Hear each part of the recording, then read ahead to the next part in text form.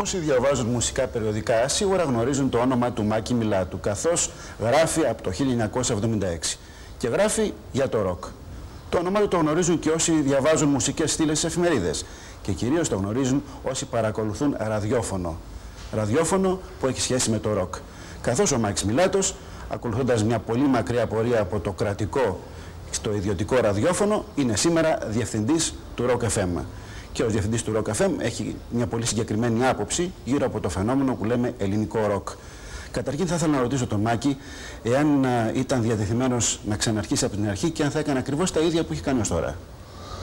Διατεθειμένος να ξεκινήσω από την αρχή δεν ξέρω, δεν μου φαίνεται χρήσιμο, αλλά θα έκανε ακριβώς τα ίδια, ναι. Ίσως με μικρές διορθωτικές κινήσεις, σαν την ελληνική οικονομία. Και ως διευθυντής του Rock FM και κυρίως ως παραγωγός του Rock FM, ως άνθρωπος δηλαδή που απευθύνεται στον κόσμο μέσα από το μικρόφωνο, τι νομίζεις ότι θα έπρεπε να γίνει για να βοηθηθεί η ιστορία που λέγεται ροκ, κυρίως ελληνικό ροκ? Νομίζω ότι θα έπρεπε να ενδιαφερθούν όλοι αυτοί οι μηχανισμοί οι οποίοι θα μπορούσαν να το βοηθήσουν. Δηλαδή, θέλω να πω, έξω από τις μικρές εταιρείες και έξω από αυτό το άμεσο κύκλωμα το οποίο περιστρέφεται γύρω από τα ελληνικά συγκροτήματα, χρειάζεται μια προώθηση παραπάνω, πιθανώς από το κράτος, στην αρχή, παρότι είμαι εναντίον των κρατικών παρεμβάσεων εν γέννη, από τις μεγάλες δισκογραφικές εταιρείες που κοιμούνται τον ύπνο του δικαίου ή του αδίκου, δεν ξέρω, αλλά δεν ενδιαφέρονται. Γιατί πιστεύω ότι τον τελευταίο καιρό υπάρχει ένα υλικό αρκετά ενδιαφέρον και θα μπορούσε να σταθεί σε διεθνές επίπεδο. Το ελληνικό ροκ έχει παρουσία στο ραδιόφωνο? Το ελληνικό ροκ δεν έχει παρουσία στο ραδιόφωνο. Εδώ και πολύ καιρό υπήρχε μια κατάσταση συγκεκριμένη για το τι είναι ακριβώς αυτό το ελληνικό ροκ. Τον τελευταίο καιρό νομίζω ότι δικαιούται μεγαλύτερη μερίδα από αυτή που έχει. Και όχι μόνο λόγω επιτυχιών, θέλω να πω. Πολλά ραδιόφωνα πια παίζουν τρύπες, επειδή οι τρύπες είναι ένα συγκρότημα το οποίο ξεπέρασε τα όρια του στενού ροκ ακροατηρίου και κάνει επιτυχία. Αλλά υπάρχουν και άλλα συγκροτήματα που νομίζω ότι μπορούν να παιχτούν εύκολα στο ραδιόφωνο, χωρίς να χρειάζεται να είναι ειδικό ραδιόφωνο για να το κάνει αυτό. Για πάρα πολλά χρόνια τα συγκροτήματα, αυτό που τους ενδιαφέρει, που προσπαθούσαν και πεδίωκαν να κάνουν, είναι να είναι καλοί αντιγραφείς. Τις επιδράσεις τους να τις χωρέσουν μέσα σε ένα δίσκο που έκαναν.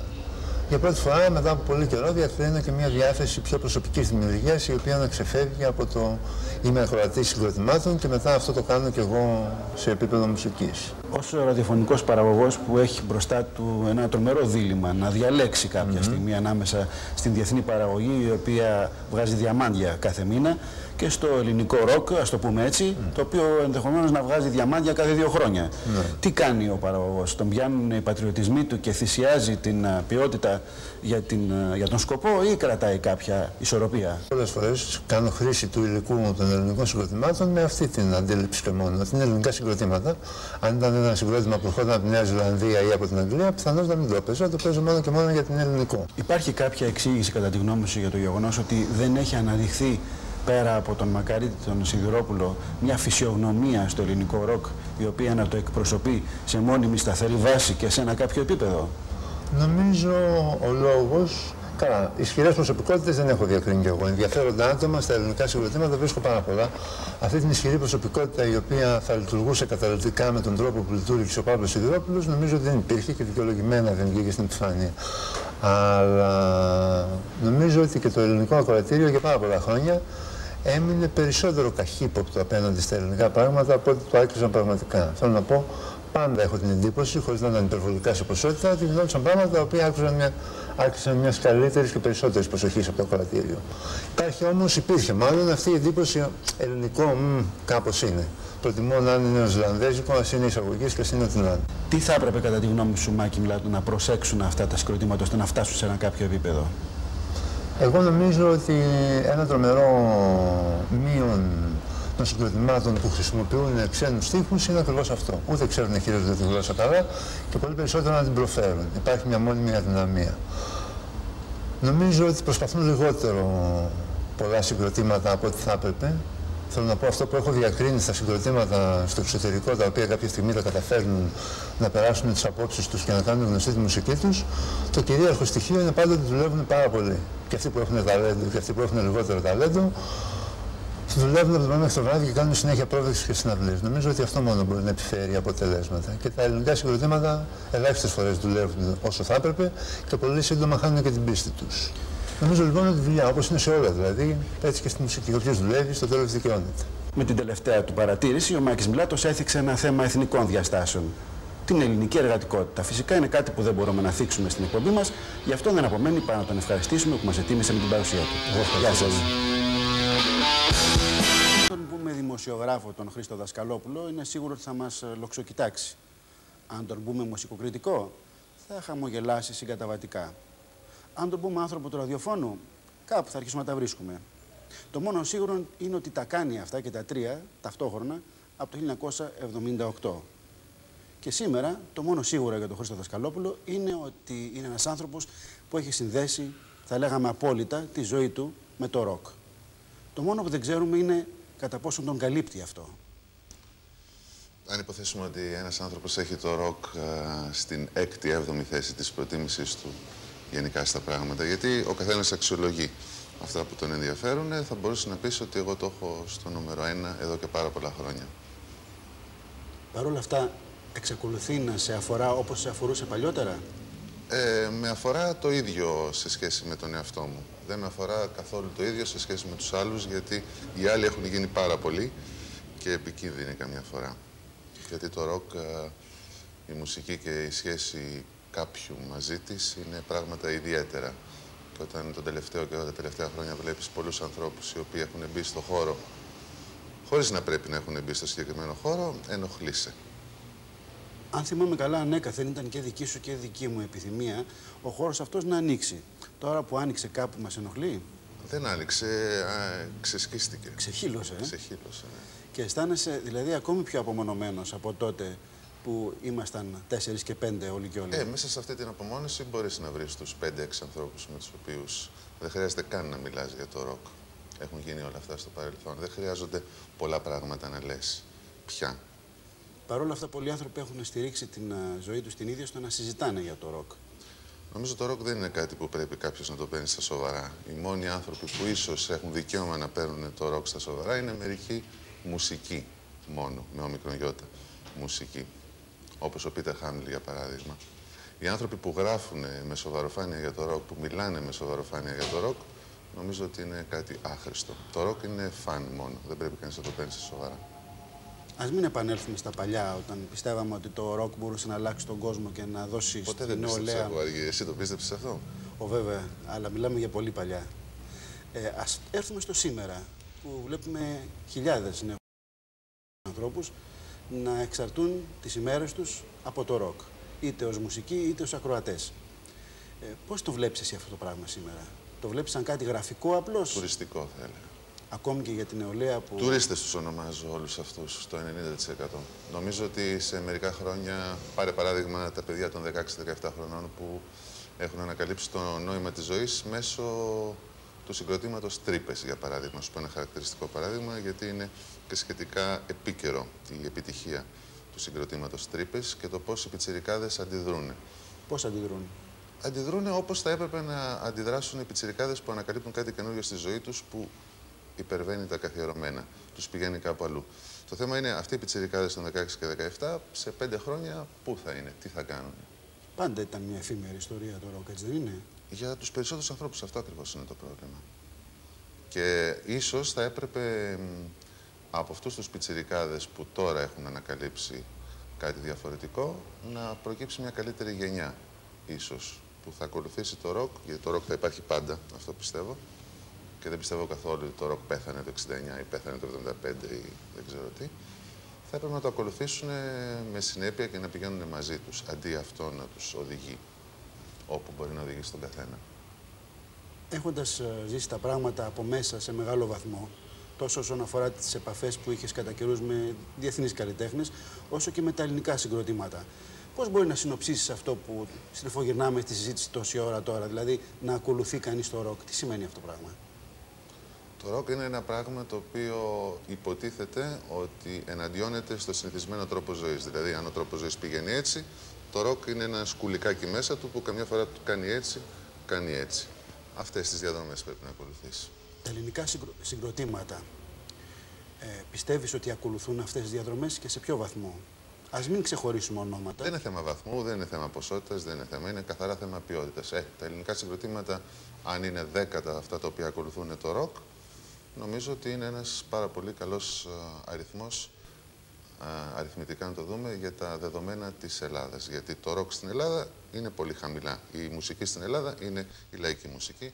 Είναι το ένα, είναι το άλλο. Το ροκ είναι στη 15η θέση. Με ανησυχεί πολύ αυτό που λες, γιατί από τότε που θυμάμαι τον εαυτό μου, όταν λέω με ανησυχεί, εννοώ ότι 30 ολόκληρα χρόνια που υπάρχει αυτή η ιστορία, αποκαλύπτεις τώρα, σύμφωνα με τη δικιά σου εκτίμηση, ότι δεν έχει εμπεδοθεί σαν τρόπος ζωής των ανθρώπων στην Ελλάδα. Και είναι ακόμη στη 10η θέση μετά από 30 ολόκληρα χρόνια και εκατοντάδες ονόματα που περάσαν. Και θα είναι. Γιατί όμως? Γιατί είναι μέσα στον Έλληνα άλλο πράγμα, άλλη μουσική, άλλο είδος σκέψης, είναι άλλο είδος διασκέδασης, είναι άλλο είδος φαν. Σου έλεγα και προηγουμένως για το ροκ. Το ροκ για τους περισσότερους είναι κάτι περιστασιακό. Το παίρνουνε, το αγκαλιάζουν λίγο, μετά το εγκαταλείπουν για να πάνε να χορέψουν τσιφτετέλια πάνω σε ένα τραπέζι, για παράδειγμα. Αυτή είναι η ζωή του Έλληνα και αυτό πρέπει να το αποδεχτούμε. Έτσι είναι πλασμένοι οι φίλοι μας. Ο Χρήστος Δασκαλόπουλος είναι, όπως θα καταλάβετε, μια ιδιαίτερη περίπτωση. Όχι επειδή έχει παράξενες απόψεις, αλλά επειδή τις απόψεις των πολλών αυτός καταφέρνει και τις υπηρετεί μέχρι τέλους. Ας προσέξουμε λιγάκι αυτά που είπε. Καλό θα μας κάνει. Αν μας ζητήσουν να ονομάσουμε μία και μόνο εταιρεία ελληνικού ροκ, αβίαστα έρχεται σε σκέψη η Wipeout. Ο Θοδωρής Κρύθαρης είναι ο ιδρυτής της και ο διευθυντής της. Τον έχουμε σήμερα μαζί μας να μας μιλήσει γύρω από το τι σημαίνει να έχεις μια καθαρά ελληνική ροκ εταιρεία. Ναι, η εταιρεία ξεκίνησε το 1986, αρχές του 86 μάλιστα, συνεχίζει μέχρι τώρα, με αρκετές κυκλοφορίες στο ενεργητικό της. Έχουμε βγάλει περίπου 80 δίσκους μέχρι τώρα, με την πλειοψηφία ελληνικά συγκροτήματα, μόνο 2-3 είναι ξένα και μπορώ να πω ότι βγήκαν κάπως τυχαία αυτά. Ποιο είναι το κριτήριο για να βγάλει κανείς δίσκο στην Wipeout? Αρκεί να είναι ροκ ή χρειάζεται και τίποτε παραπέρα? Όχι, δεν χρειάζεται μόνο αυτό. Υπάρχουν κάποιες φιλικές σχέσεις μέσα στην εταιρεία με τα συγκροτήματά της και κατά διαστήματα έχουν βγει και δίσκοι που δεν μπορώ να τους χαρακτηρίσω ροκ. Αλλά βέβαια ήταν κάποιες άλλες εποχές τότε, εκεί γύρω στις αρχές του 90 ή τέλη της δεκαετίας του 80, που βγάλαμε και κάποια πράγματα που, εντάξει, δεν μπορώ να τα χαρακτηρίσω ροκ, τουλάχιστον τώρα. Κάποιους electro-pop δίσκους, που τώρα αυτό το ύφος έχει πάει σε κάποια άλλη εταιρεία. Τα πιο πολλά συγκροτήματα που κυκλοφορείτε είναι καινούρια, ερασιτεχνικά. Η συνεργασία μαζί τους είναι άνετη ή υπάρχουν απαιτήσεις παράλογες ή ας πούμε ανώριμες? Δεν είναι πάντα πολύ άνετη, αλλά μπορώ να πω ότι τα έχουμε βρει σε κάποιο επίπεδο επαγγελματικό ίσως, από την πλευρά μας πιο πολύ, και κάπου και κάποια συγκροτήματα μπορούν να μπουν σε αυτό το στυλ, όχι σε μια επαγγελματική αντιμετώπιση ο ένας με την άλλη πλευρά, αλλά σχετικά με τη δουλειά τους, να προσέξουν πιο πολύ τα εξώφυλλά τους. Και αυτό πιστεύω ότι φαίνεται τελευταία χρόνια, όχι σε εμάς μόνο, γενικά σε όλη τη σκηνή. Έχετε σχέσεις με συγκροτήματα οι οποίες να είναι, δεν θα το έλεγα ψυχρά, αλλά καθαρά επαγγελματικές, που να μην υπάρχει φιλικό στοιχείο μέσα σε αυτές? Όχι. Αυτή τη στιγμή δεν υπάρχει κάτι τέτοιο. Όλα αυτά τα χρόνια δεν υπήρχε ποτέ κάτι τέτοιο. Και δεν νομίζω ότι θα υπάρχει. Έχει γίνει το ελληνικό ροκ τα τελευταία χρόνια κάτι σημαντικότερο από αυτό που ήταν παλιά? Πιστεύω ότι υπάρχει μια όθηση τα τελευταία χρόνια, ίσως και λόγω της άνθησης ανεξάρτητης σκηνής στο εξωτερικό, και με τους πολλούς δίσκους που βγήκαν και στην Ελλάδα, αλλά και με τους πολλούς δίσκους εισαγωγής που ήρθαν πάνω στη σκηνή, τη σύγχρονη. Κάπου ο κόσμος άνοιξε τα αυτιά του, ίσως. Βοήθησαν κάπως και τα φανζίν, αρκετά, και ο τύπος. Και κάπου μπορώ να πω ότι έχουν βγει αρκετά αξιόλογα σχήματα που στηρίζουν αυτή τη σκηνή αυτή τη στιγμή. Και πιστεύω ότι αν βοηθηθεί αυτή τη στιγμή που πηγαίνει μπροστά, θα πάει πάρα πολύ καλά. Ως ποιο σημείο οφείλουμε εμείς να βοηθήσουμε το ελληνικό ροκ, ενώ δηλαδή ακόμη και σε βάρος ενός ξένου συγκροτήματος σαφώς καλύτερου? Αυτό που πιστεύω ότι μπορεί να βοηθήσει ο τύπος γενικά και τα μίντια είναι να μην είναι κακοπροαίρετος, δηλαδή να πει τα καλά και τα κακά, αλλά να μην λέει μόνο τα κακά των συγκροτημάτων. Ακόμα και αν είναι χειρότερα από κάποια ξένα, που είναι δεδομένο αυτό, υπάρχουν πάντως και αρκετά ελληνικά που είναι πολύ καλύτερα από υπερεκτιμημένα ξένα συγκροτήματα αυτή τη στιγμή. Αυτή η προκατάληψη είναι γεγονός. Την έχουμε ζήσει εδώ και πάρα πολλά χρόνια. Κατά τη γνώμη στο Θοδωρή, πού οφείλεται? Μπορεί να οφείλεται ίσως και στο ότι δεν βγαίνανε οι τόσο σημαντικές δουλειές αυτά τα χρόνια. Μπορεί να οφείλεται ίσως και στο ότι δεν υπήρχε ένας μικρός επαγγελματισμός, αν θέλεις, στα συγκροτήματα. Δηλαδή, και όταν βγαίνουν να παίξουν στη σκηνή, αυτή τη στιγμή είναι πολύ πιο δεμένοι, κάνουν πολύ περισσότερες πρόβες, αυτό είναι σίγουρο. Πολύ πιο καλές συνθέσεις. Έχουν σταματήσει να παίζουν διασκευές όπως γινόταν παλιά, το οποίο είναι πολύ σημαντικό, πιστεύω. Και κάπου έχουν μια πιο επαγγελματική στάση απέναντι σε όλους. Είτε είναι σε εταιρείες, είτε σε κοινό, είτε στα μίντια. Αυτό κάπου πιστεύω ότι έχει βοηθήσει. Αισθάνεσαι μια ανεξάρτητη εταιρεία να μπορεί να προσφέρει κάτι παραπάνω από μια πολυεθνική σε ένα ελληνικό ροκ συγκρότημα? Σίγουρα δεν μπορεί να προσφέρει οικονομικά όσα μπορεί να προσφέρει μια πολυεθνική εταιρεία. Αυτό είναι δεδομένο. Δεν νομίζω ότι θα αλλάξει και ποτέ. Αλλά σίγουρα μπορεί να προσφέρει πράγματα στις σχέσεις και στην κίνηση του δίσκου και του συγκροτήματος. Δηλαδή, πολύ πιο εύκολα θα κινηθεί μια ανεξάρτητη εταιρεία με ένα-δύο άτομα παρά μια μεγάλη που πρέπει να περάσει από πολλά κανάλια για να αποφασιστεί κάποιο κονδύλι, κάποιο βίντεο κλιπ, όλα αυτά τα σχετικά με το δίσκο. Ακόμα και τα διαφημιστικά κομμάτια έχουν πρόβλημα στις μεγάλες εταιρείες. Και σίγουρα ότι στις ανεξάρτητες, αν θέλεις, δεν μπαίνει καθόλου χέρι στη μουσική του συγκροτήματος. Αυτό είναι σίγουρο, τουλάχιστον σε εμάς. Ποτέ δεν έχει πει ούτε στο τι εξώφυλλο θέλουν να βάλουν, άσχετα αν καμιά φορά είναι και αρνητικό για τον δίσκο αυτό. Η συζήτηση με τον Θοδωρή Κρίθαρη απέδειξε ότι ανάμεσα στις πολυεθνικές εταιρείες και στις μικρές ανεξάρτητες που στηρίζουν το ροκ, η διαφορά είναι απλώς ποσοτική. Οι επιλογές είναι θέμα πλέον των ίδιων των συγκροτημάτων. Ο Πέτρος Κουτσούμπας έχει αποδείξει εδώ και πάρα πολύ καιρό ότι αγαπάει το ελληνικό ροκ.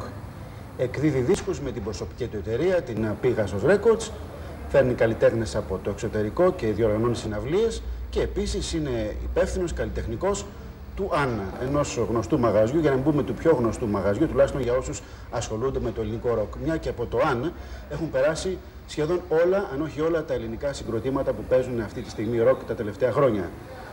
Και τον Πέτρο Κουτσούμπα τον καλέσαμε σήμερα κυρίως με αυτήν την τελευταία του ιδιότητα, ως καλλιτεχνικού υπεύθυνου του ΑΝ, για να μας απαντήσει σε ένα-δυο ερωτήματα που έχουμε και ομολογούμε ότι τα κρατάμε καιρό μέσα μας. Είναι, Πέτρο, γνωστό ότι το ΑΝ είναι ένα μαγαζί και σκληρά ροκ και σκληρό γενικά. Πώς καταφέρνεις και κρατάς ισορροπίες σε ένα τέτοιο μαγαζί το οποίο ασχολείται με το ροκ, ένα είδος αρκετά ελεύθερο στις εκδηλώσεις του? Πώς καταφέρνεις με λίγα λόγια και δεν έχεις ποτέ φασαρίες στο μαγαζί σου και όλα δουλεύουν ρολόι? Κοίτα, το όλα δουλεύουν ρολόι, Αργύρι, είναι πολύ μεγάλη κουβέντα. Πάντως το ΑΝ είναι όντως σκληρό μαγαζί. Σκληρό για το μέσο άνθρωπο. Δηλαδή, το ΑΝ είναι ένα μαγαζί μαύρο, δεν έχει φιασίδια, δεν έχει καθόλου εφέ. Δεν υπάρχει τίποτα το οποίο να τραβήξει το ενδιαφέρον και το μάτι μέσα πέρα από τη σκηνή και το stage. Και αυτό γίνεται συνειδητά. Δηλαδή, αυτό που κυρίως έχουμε δώσει την προσοχή μας στο ΑΝ είναι η σκηνή. Είναι ο καλλιτέχνης και η σχέση επικοινωνία κοινού και καλλιτέχνη. Αυτό είναι. Και αυτό το οποίο κρατάει αυτό το μαγαζί καθαρό.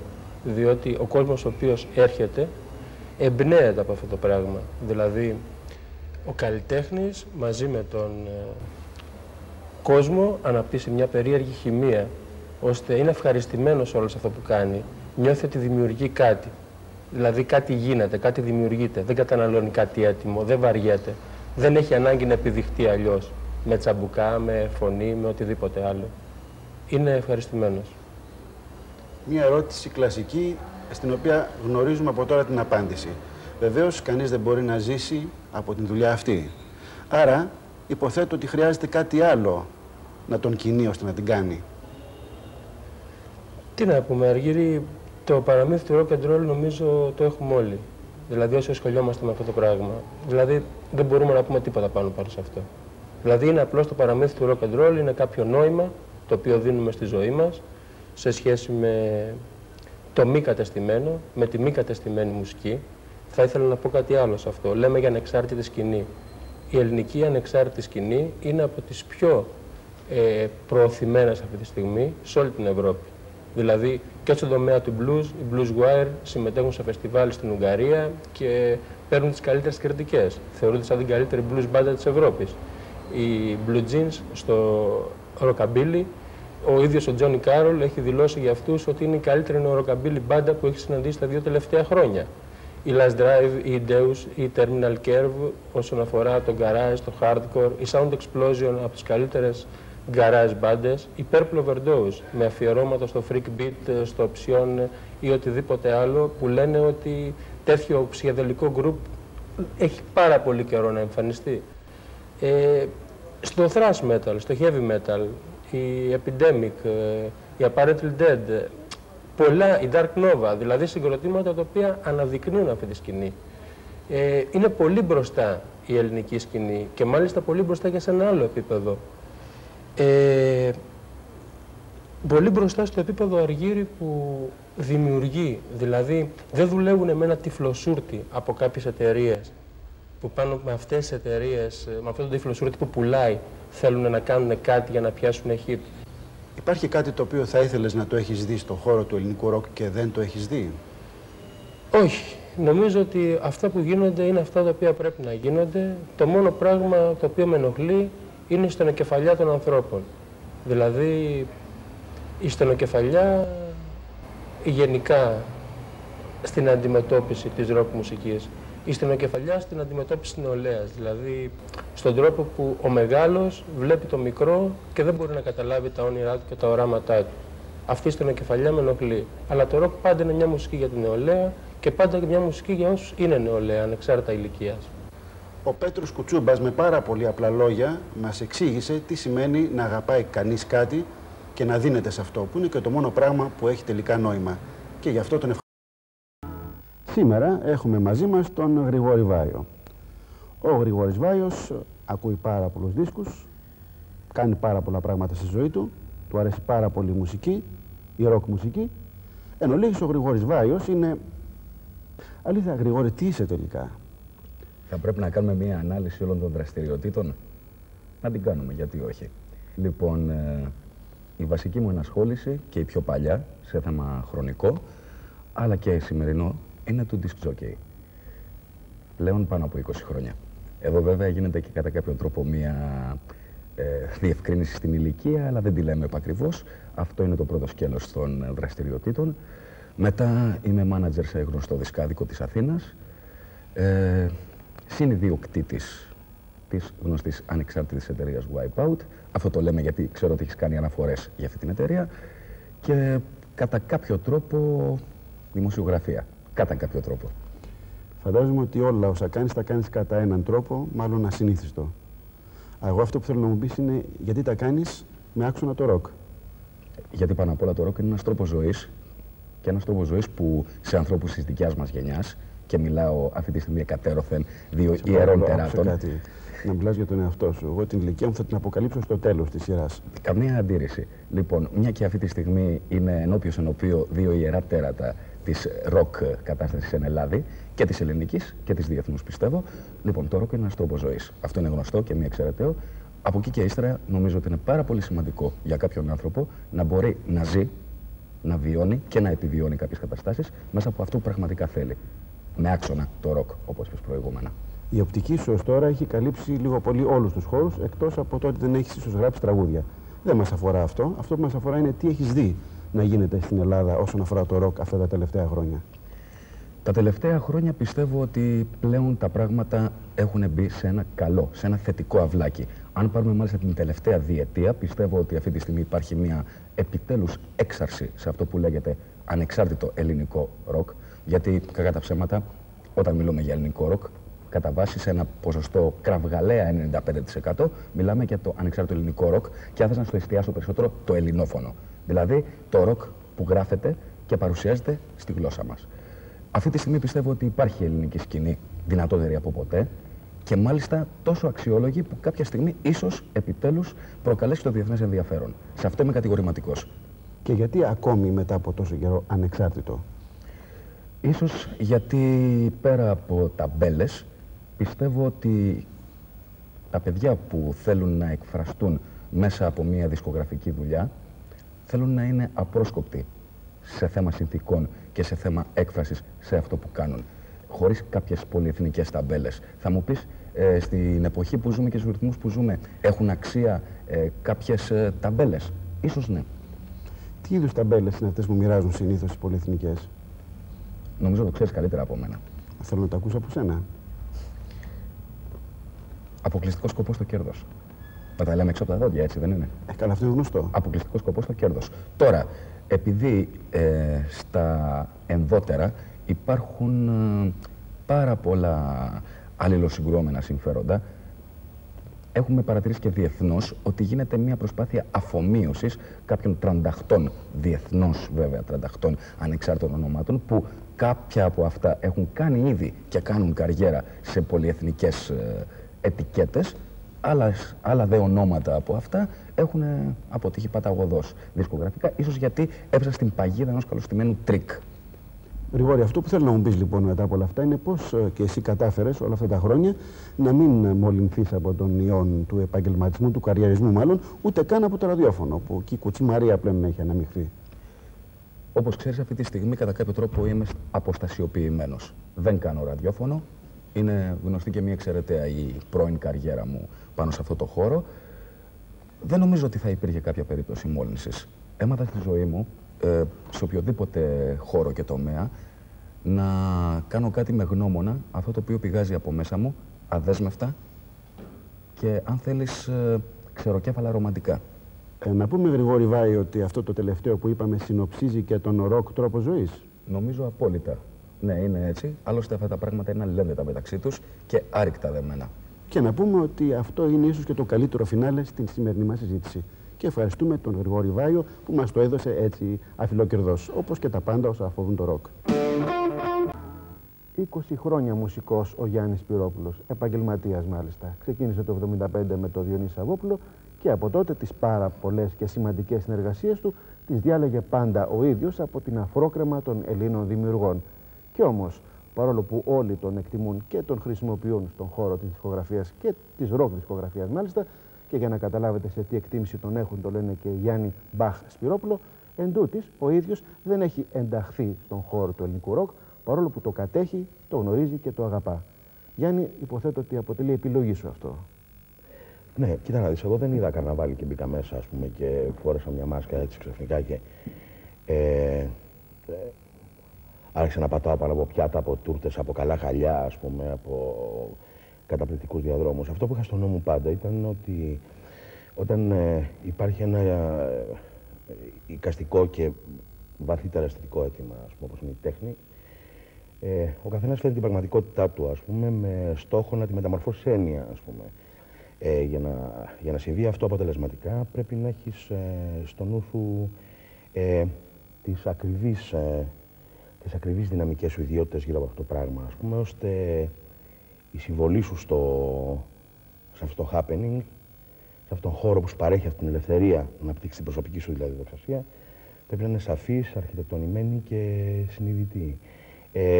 Ίσως από τον φόβο αυτού του αιτήματος δίνω την εντύπωση ότι είμαι από πίσω, είμαι πάρα πολύ μέσα στο πράγμα, αλλά πηγαίνω κάθε φορά φορώντας τα καλύτερά μου, ας πούμε, και έχοντας στο νου μου ότι έτσι πρέπει να είναι πάντοτε. Είναι ένας όρος αυτός της ύπαρξης. Αυτό σημαίνει βέβαια ότι βρίσκεις και σχετικά λίγες επιλογές.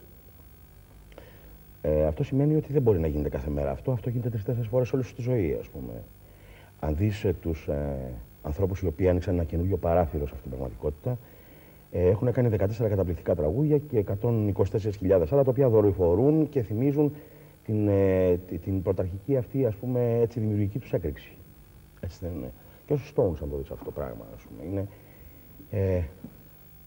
έχουν 15-20 τελεολογικά ευρήματα και τα υπόλοιπα πράγματα δικαίως δορυφορούν γύρω από αυτούς τους γεννήτορες. Τα ευρήματα γεννήτορες. Και στην Ελλάδα νομίζω αυτό ισχύει ακόμη πιο πολύ. Και μιλάμε βέβαια για τα φτασμένα ονόματα. Ναι, ο Διονύσιος Σαββόπουλος το πρότεινε έτσι μέσα από μια...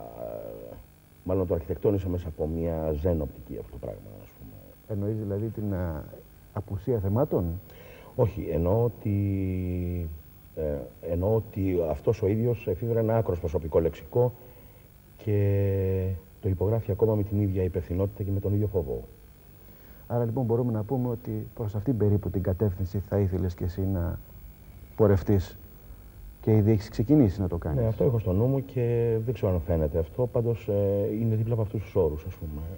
Σε αυτή την έλλειψη εκλεκτικής προσέγγισης εντοπίζεις εσύ, κατά τη γνώμη σου πάντα, την αιτία που το ροκ δεν έχει δημιουργήσει επαγγελματικά βιώσιμη κατάσταση στην Ελλάδα? Ναι, οι επαγγελματίες είναι επιτηδευμένα άτομα και έχουν στο νου τους να συντηρήσουν καταρχήν το πρώτο τους μέλημα είναι να συντηρήσουν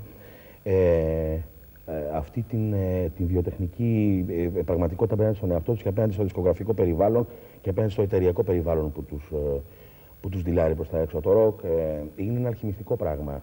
Πρέπει να συμβεί σε κενό οξυγόνου,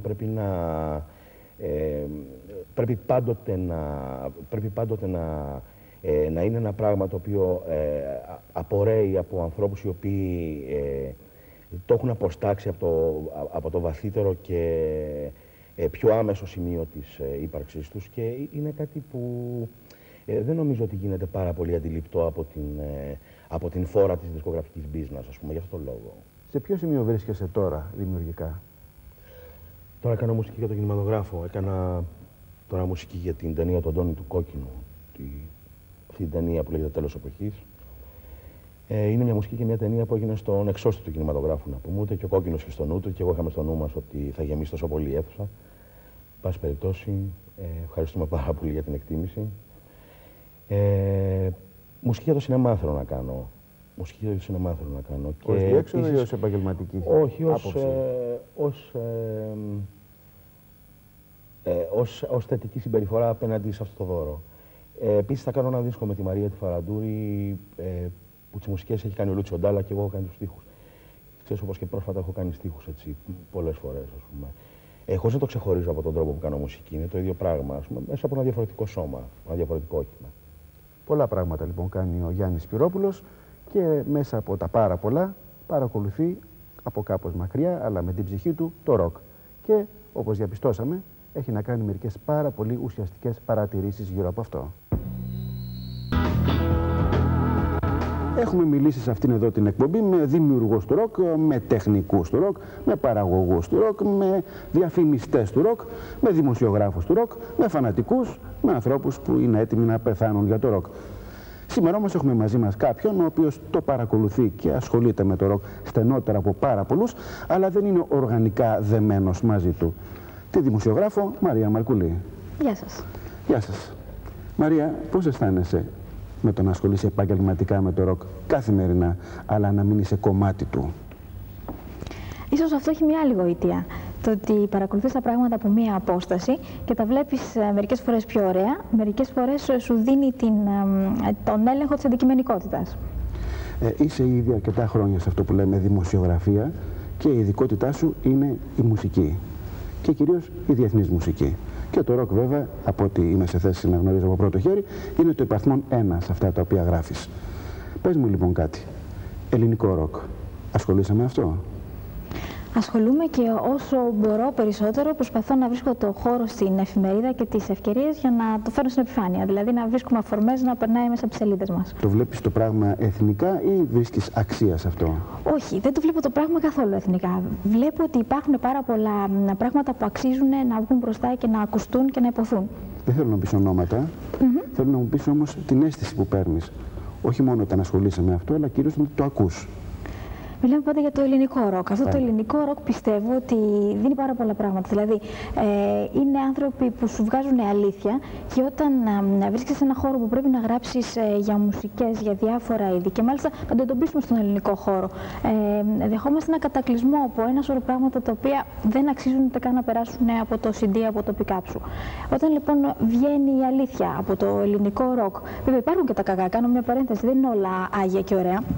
Αλλά όταν βλέπεις πράγματα που αδικούνται, γιατί δεν βρίσκονται στην πρώτη σειρά διαφήμισης, τότε αισθάνεσαι και εσύ μια μικρή ικανοποίηση όταν μπορείς να αναφερθείς και να γράψεις για ανθρώπους που αξίζουν, που κάνουν καλή μουσική, που πιστεύουν, που είναι αληθινοί σε αυτό που κάνουν. Είσαι, λόγω της δουλειάς σου, σε μια στενή επαγγελματική σχέση με αυτό που λέμε τους κύκλους παραγωγής. Πες μου κάτι, τι ρόλο νομίζεις ότι παίζει η δισκογραφία στην Ελλάδα όσον αφορά το ροκ? Και το ελληνικό και το διεθνές. Επειδή η δισκογραφία, πάντα μιλάμε για μια βιομηχανία που έχει σκοπό της το κέρδος. Πολλές φορές αγινεύεται από τα μεγάλα νούμερα, τα εύκολα κέρδη και όλα αυτά. Και ξέροντας ότι θα κάνει ένα σουξέ με τον ΑΒ, Γ κύριο ή κυρία που νοιάζεται πιο πολύ για το τι θα φορέσει παρά για το ποιο τραγούδι θα πει, πέφτει και στην παγίδα, να πω στην ιστορία, να βγάλουμε το εύκολο τώρα και να δούμε τι θα πουλήσει μετά. Βέβαια, πιστεύω ότι καμιά φορά και η ίδια η δισκογραφία βρίσκεται προεκπλήξεων και βλέπει ανθρώπους που δεν έχουν διαφημιστεί, που δεν έχουν πάρα πολύ, έτσι, αν θες, βρεθεί άλλοι να επενδύσουν πάνω τους, να κάνουν τον μπαμ, να βγαίνουν, να γεμίζουν στάδια, να πουλάνε δίσκους και αυτό, είτε το θέλουν είτε όχι, είναι ροκ. Παλιά, θυμάμαι ότι λέγαμε ότι η δισκογραφία βοηθάει τη μουσική να πάει μπροστά. Είναι μια διαπίστωση που στη δεκαετία του 60 και του 70 είχε μια βάση λογική και πραγματιστική. Μπορούμε να πούμε κατά κάποιον τρόπο ότι στην Ελλάδα η δισκογραφία βοηθάει το ροκ να πάει μπροστά? Δεν θα το έλεγα έτσι πολύ απόλυτα ότι η δισκογραφία στην Ελλάδα βοηθάει το ροκ να πάει μπροστά. Όχι. Ωστόσο υπάρχουν άνθρωποι μέσα από τη δισκογραφία που έχουν κάποιες ευαισθησίες, που ίσως έχουν μεγαλώσει σε ένα ροκ χώρο και έχουν κάποια ακούσματα ροκ, οι οποίοι τώρα όντας τα πράγματα, τα δισκογραφικά, τα ελληνικά, εντοπίζουν, βγάζουν ανθρώπους και τους προωθούν και ουσιαστικά βλέπουν λίγο πιο μακριά. Γιατί όντως βλέπουν κάπως πιο μακριά. Δηλαδή, μιλάω για αυτούς που κάνουν την επιλογή τους και επενδύουν. Δηλαδή, μάλιστα θα ήθελα να πω ότι τον τελευταίο καιρό έχουμε δει κάποιες εταιρείες μεγάλες να αγκαλιάζουν κάποιες ροκ συγκροτήματα του ελληνικού χώρου. Μαρία. Φοβάμαι ότι αγκαλιάζουν έτοιμες καταστάσεις και δεν τις δημιουργούν, δεν τις αναζητούν, απλώς τις καρπούνται. Απλώς τις βρίσκουν έτοιμες και τις παίρνουν και τις ενσωματώνουν, υποτίθεται στο δυναμικό τους. Για να μην πούμε ότι τις εξοντώνουν για από πάνω. Σε αυτό δεν θα διαφωνήσω. Και εγώ αναφέρθηκα από το σημείο που βλέπουν κάτι ότι έχει γίνει και μετά. Στο ότι να είμαστε στην ευτυχή θέση και να πούμε ότι διαισθάνονται ή τολμούν να κάνουν κάτι, αυτό και εγώ θα συμφωνήσω μαζί σου ότι δεν γίνεται. Στην Ελλάδα τουλάχιστον. Και νομίζω ότι το ίδιο κάνει και ο τύπος κατά κάποιον τρόπο. Απλά ακολουθεί. Μαρία, δουλεύεις για ένα πάρα πολύ μεγάλο μέσο του τύπου. Θα το στηρίξεις το ροκ ανεξάρτητα από το αν όλοι οι άλλοι το καταλήψουν στην Ελλάδα? Θα το στηρίξω, υπόσχεση, βέβαια. Θα το στηρίξω γιατί πιστεύω. Και αν μπορώ να συμπληρώσω κάτι, θα ήθελα να πω ότι το ροκ, παρότι δεν υπάρχει πόλεμος, είναι σύμμαχος του καλού λαϊκού τραγουδιού, όπου εκεί υπάρχουν επίσης άνθρωποι που δίνουν την ψυχή τους. Με τον ίδιο ακριβώς τρόπο που τη δίνουν ανιδιοτελώς και άνθρωποι του ελληνικού ροκ. Βεβαίως. Ένας αγώνας επιβίωσης λοιπόν σε όλα τα επίπεδα για το ροκ. Μέσα από τον τύπο, μέσα από την τηλεόραση και μέσα από τη δισκογραφία. Λίγοι άνθρωποι το στηρίζουν. Είναι μάλλον αρκετοί. Θεωρώ προσβλητικό για τον ίδιο βέβαια να εξηγήσω για ποιον λόγο έχουμε καλέσει σήμερα στην εκπομπή μας τον Δημήτρη Πουλικάκο. Πάρα πολλοί κόσμος θεωρεί το όνομά του ταυτόσιμο με το ελληνικό ροκ. Το μόνο παράπονο που έχω προσωπικά από αυτόν είναι γιατί έχει λασκάρει τώρα τελευταία τις σχέσεις του με αυτό που λέμε ροκ. Για εξήγησέ μου τι εννοείς ροκ. Έχεις να βγάλεις δίσκο 10 χρόνια, ας το πάμε έτσι. Αυτό εννοείς ροκ, ότι έχω να Όχι, βγάλω δίσκο 10 εννοώ τον χρόνια. δίσκο που θα έκανες για να τονίσεις αυτή την εντύπωση ότι είσαι ο άνθρωπος που κάνει ροκ στην Ελλάδα, ας πούμε, από θέση πλέον αυθεντίας. Μην τρελαινόμαστε. Έχω ένα υλικό το οποίο ούτως ή άλλως αποκλείεται να βγει ολόκληρο ή τουλάχιστον όσο θα ήθελα, όπως θα ήθελα. Αυτό συμβαίνει ούτως ή άλλως. Έτσι. Δηλαδή, άμα γράφεις κάτι και εν πάση περιπτώσει που πρόκειται να βγει, το να φτάσει μέχρι το 80% είναι ικανοποιητικό. Άμα πέσει κάτω από το 60%, καλύτερα να μην το βγάλεις βέβαια. Είναι λες όσο πας συσσωρεύεις υλικό. Ναι, έχω υλικό. Έχω καμιά, ξέρω, 350 κομμάτια. Μάλιστα, που σημαίνει δηλαδή ότι μέχρι 90 χρονών μπορεί να ηχογραφείς. Ναι, πρώτα Θεός, ναι. Έχω διαλέξει καμιά 20 περίπου. Είμαι στα τελειώματα δηλαδή τώρα, εδώ και αρκετό καιρό, για ένα διπλό LP. Τώρα πότε θα τελειώσω ακριβώς, θα σε γελάσω. Διακρίνω μια αποστασιοποίηση από αυτό που λέμε ροκ στην Ελλάδα. Κοίτα, αποστασιοποίηση εξαρτάται τι εννοείς. Όλα από εδώ ξεκινάνε. Το θέμα είναι το κεφάλι σου που βρίσκεται, καταρχήν. Να σου πω τι εννοώ. Εννοώ ότι ενώ κάποτε, πριν από πάρα πολλά χρόνια, η αλήθεια ήταν η πρώτη προτεραιότητά σου, ή εν πάση περιπτώσει έτσι φαινόταν, τώρα έχουν μπει και άλλα πράγματα μες στη μέση, χωρίς αυτό να σημαίνει βέβαια το να πάει κόντρα στο άλλο, το αναιρεί. Ναι, όχι. Δεν είναι. Πάντα είναι πρώτα. Δηλαδή, ψηλά στην προτεραιότητα. Απλώς, ξέρεις, η ζωή έχει διάφορα γυρίσματα, ξέρεις, δεν προλαβαίνεις διάφορα πράγματα. Κάποτε υπήρχαν κάποιοι άνθρωποι. Χρεώσεις, άλλο. Τώρα, εντάξει, άμα είσαι 20 χρονών. Κάποτε ήσουν 20 χρονών, έτσι δεν είναι? Όλοι είμαστε κάποτε 20 χρονών. Τώρα είμαστε και γεροί άνθρωποι. Εσύ πόσο είσαι? Άσε, μην τα συζητάς, σε παρακαλώ πολύ. Είσαι πάνω από 40. Είμαι, ναι. Και εσύ είσαι σίγουρα πάνω από 42. Σε 10 μέρες κλείνω τα 52. Να τα εκατοστήσεις, αλλά νομίζω ότι αυτή η θλιβερή συζήτηση μπορεί να την κάνουμε κατηδίαν. Αυτό που θέλω να μου πεις είναι το εξής. Συζήτηση όλοι που περνάνε αυτό, ας πούμε, εκτός αν φύγουν νωρίτερα. Αυτό που θέλω να μου πεις είναι το εξής. Κάποτε λέγαμε το όνομα Πολυκάκος ανάμεσα σε καμιά 15 άλλα. Τώρα το λέμε μόνο του, ενώ υπάρχουν πάρα πολλά καινούργια ονόματα που από μόνα τους αποτελούν κάτι που μερικοί το αποκαλούν σκηνή. Για πες μου, πώς αισθάνεσαι σαν άνθρωπος που σε ξέρω ότι ενημερώνεσαι γύρω από το ροκ και διεθνώς και στην Ελλάδα. Πώς αισθάνεσαι για αυτή την ελληνική σκηνή? Κοίταξε, από μια άποψη είναι οπωσδήποτε καλύτερα τα πράγματα από ό,τι ήταν πριν από 25 χρόνια. Από μια άλλη μπορεί να είναι και χειρότερα, δεν ξέρω. Πώς το βλέπεις εσύ? Τι μουσική πώς την ακούς? Πιο τυποποιημένη καταρχήν. Με βάση ποια πρότυπα? Μελαντέ. Με βάση τις αρχές, ας πούμε, αν θέλεις, του ροκ ή τα ψαξίματα, ας πούμε. Δεν βλέπεις ρίσκα δηλαδή? Ναι, δεν βλέπω πολλά ρίσκα. Αυτό ή τουλάχιστον δεν βλέπουμε ρίσκα που να βγαίνουν στην επιφάνεια. Θα μου πεις ποτέ βγαίνανε. Ποτέ. Εσύ κατ' εσέ πού οφείλεται αυτό? Δηλαδή πιστεύω ούτως ή άλλως ότι τα καλύτερα πράγματα που υπάρχουν σε αυτή τη σκηνή που λέμε ροκ, ας πούμε, στην Ελλάδα, ή ροκ από Έλληνες ή ελληνικό ροκ, όπως θες πες το, ας πούμε, που ούτως ή άλλως είναι μια από τις πιο διαστρεβλωμένες έννοιες, γιατί άμα ρωτήσεις 100 ανθρώπους ο καθένας θα σου πει κάτι εντελώς διαφορετικό, τι σημαίνει ροκ, ας πούμε. Τα καλύτερα πράγματα δεν βλέπουν ποτέ το φως του ήλιου. Γιατί? Και δεν έχουν βγει, διότι είναι η βιομηχανία τέτοια. Δηλαδή η κατάσταση εξαρτάται από τις δισκογραφικές εταιρείες, τα πράγματα ακριβένουν όσο πάνε και περισσότερο, ως γνωστόν, και από τα στούντιο και από το να εκδώσεις, ας πούμε, κάτι, το να βγάλεις κάτι, ας πούμε, στην αγορά. Οπότε είναι δύσκολο. Δηλαδή άνθρωπος ο οποίος έχει πράγματα μέσα του να βγάλει και δεν έχει τα μέσα, αποκλείται να τα βγάλει. Θα πάει σε μια εταιρεία, οι εταιρείες θέλουν άλλαντάλλον, ας πούμε.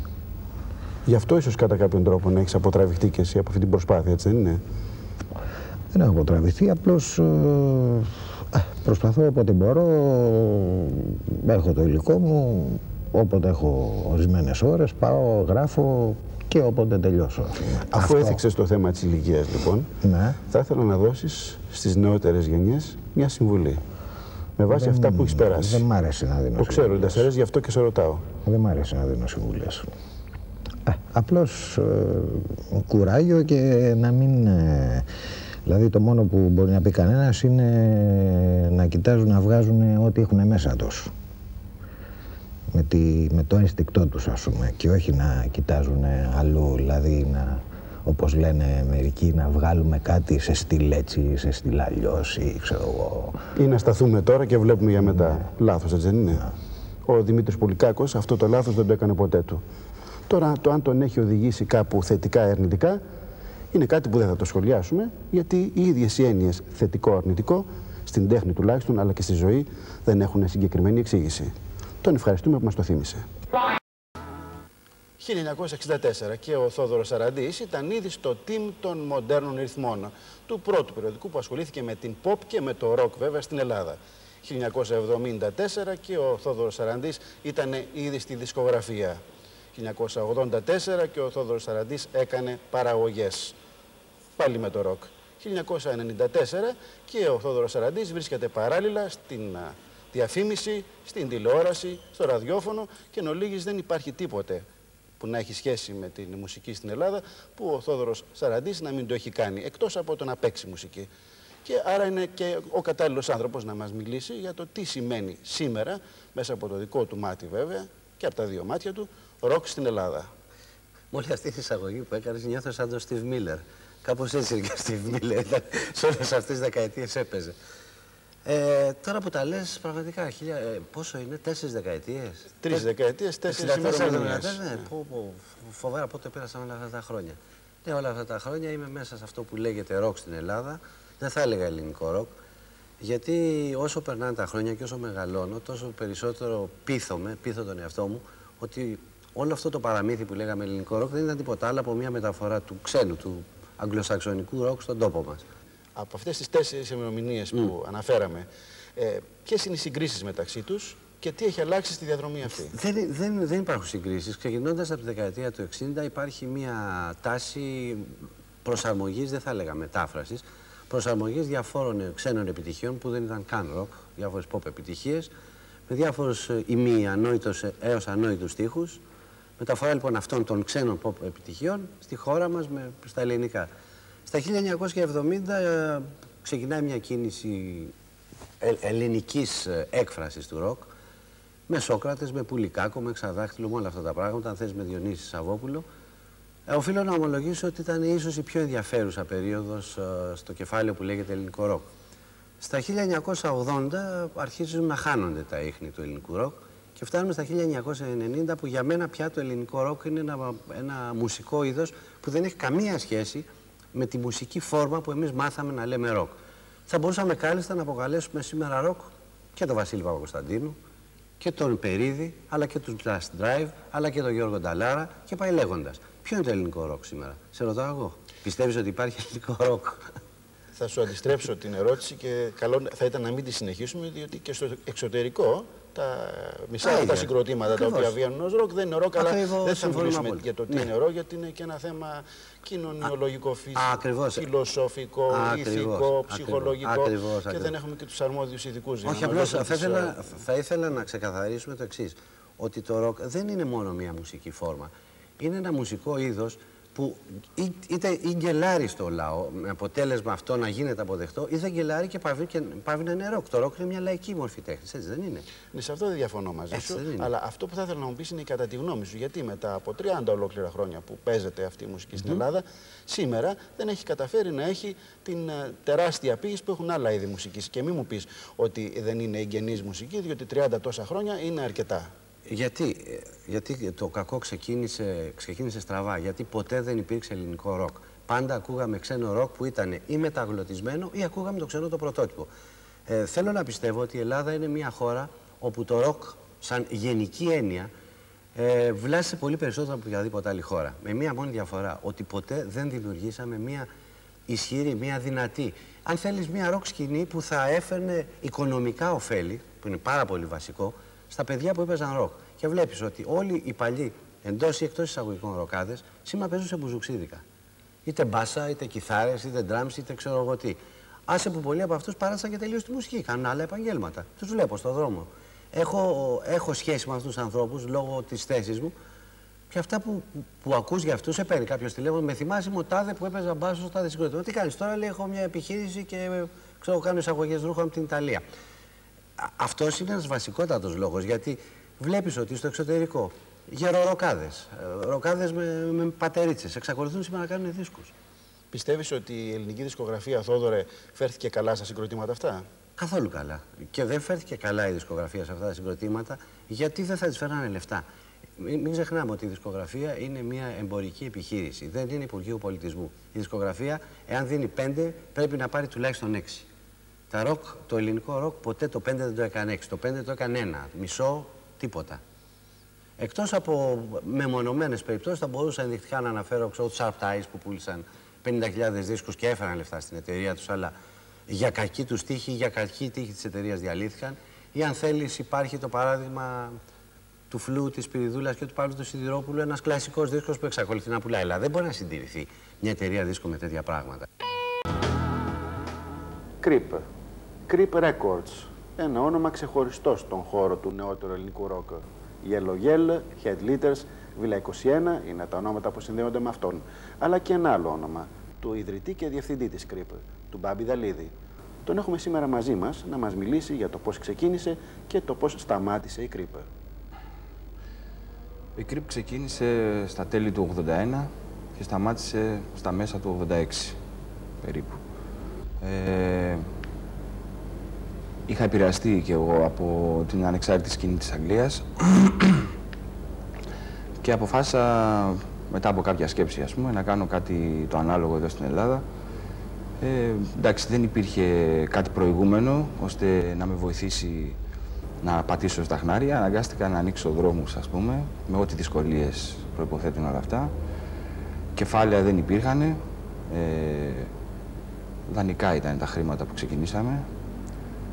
Υποθέτοντας ότι πουλώντας κάπως ο πρώτος δίσκος θα ξαναγυρίσει πίσω το κεφάλαιο, με τα ίδια λεφτά θα βγάλουμε το δεύτερο δίσκο και ούτω καθεξής.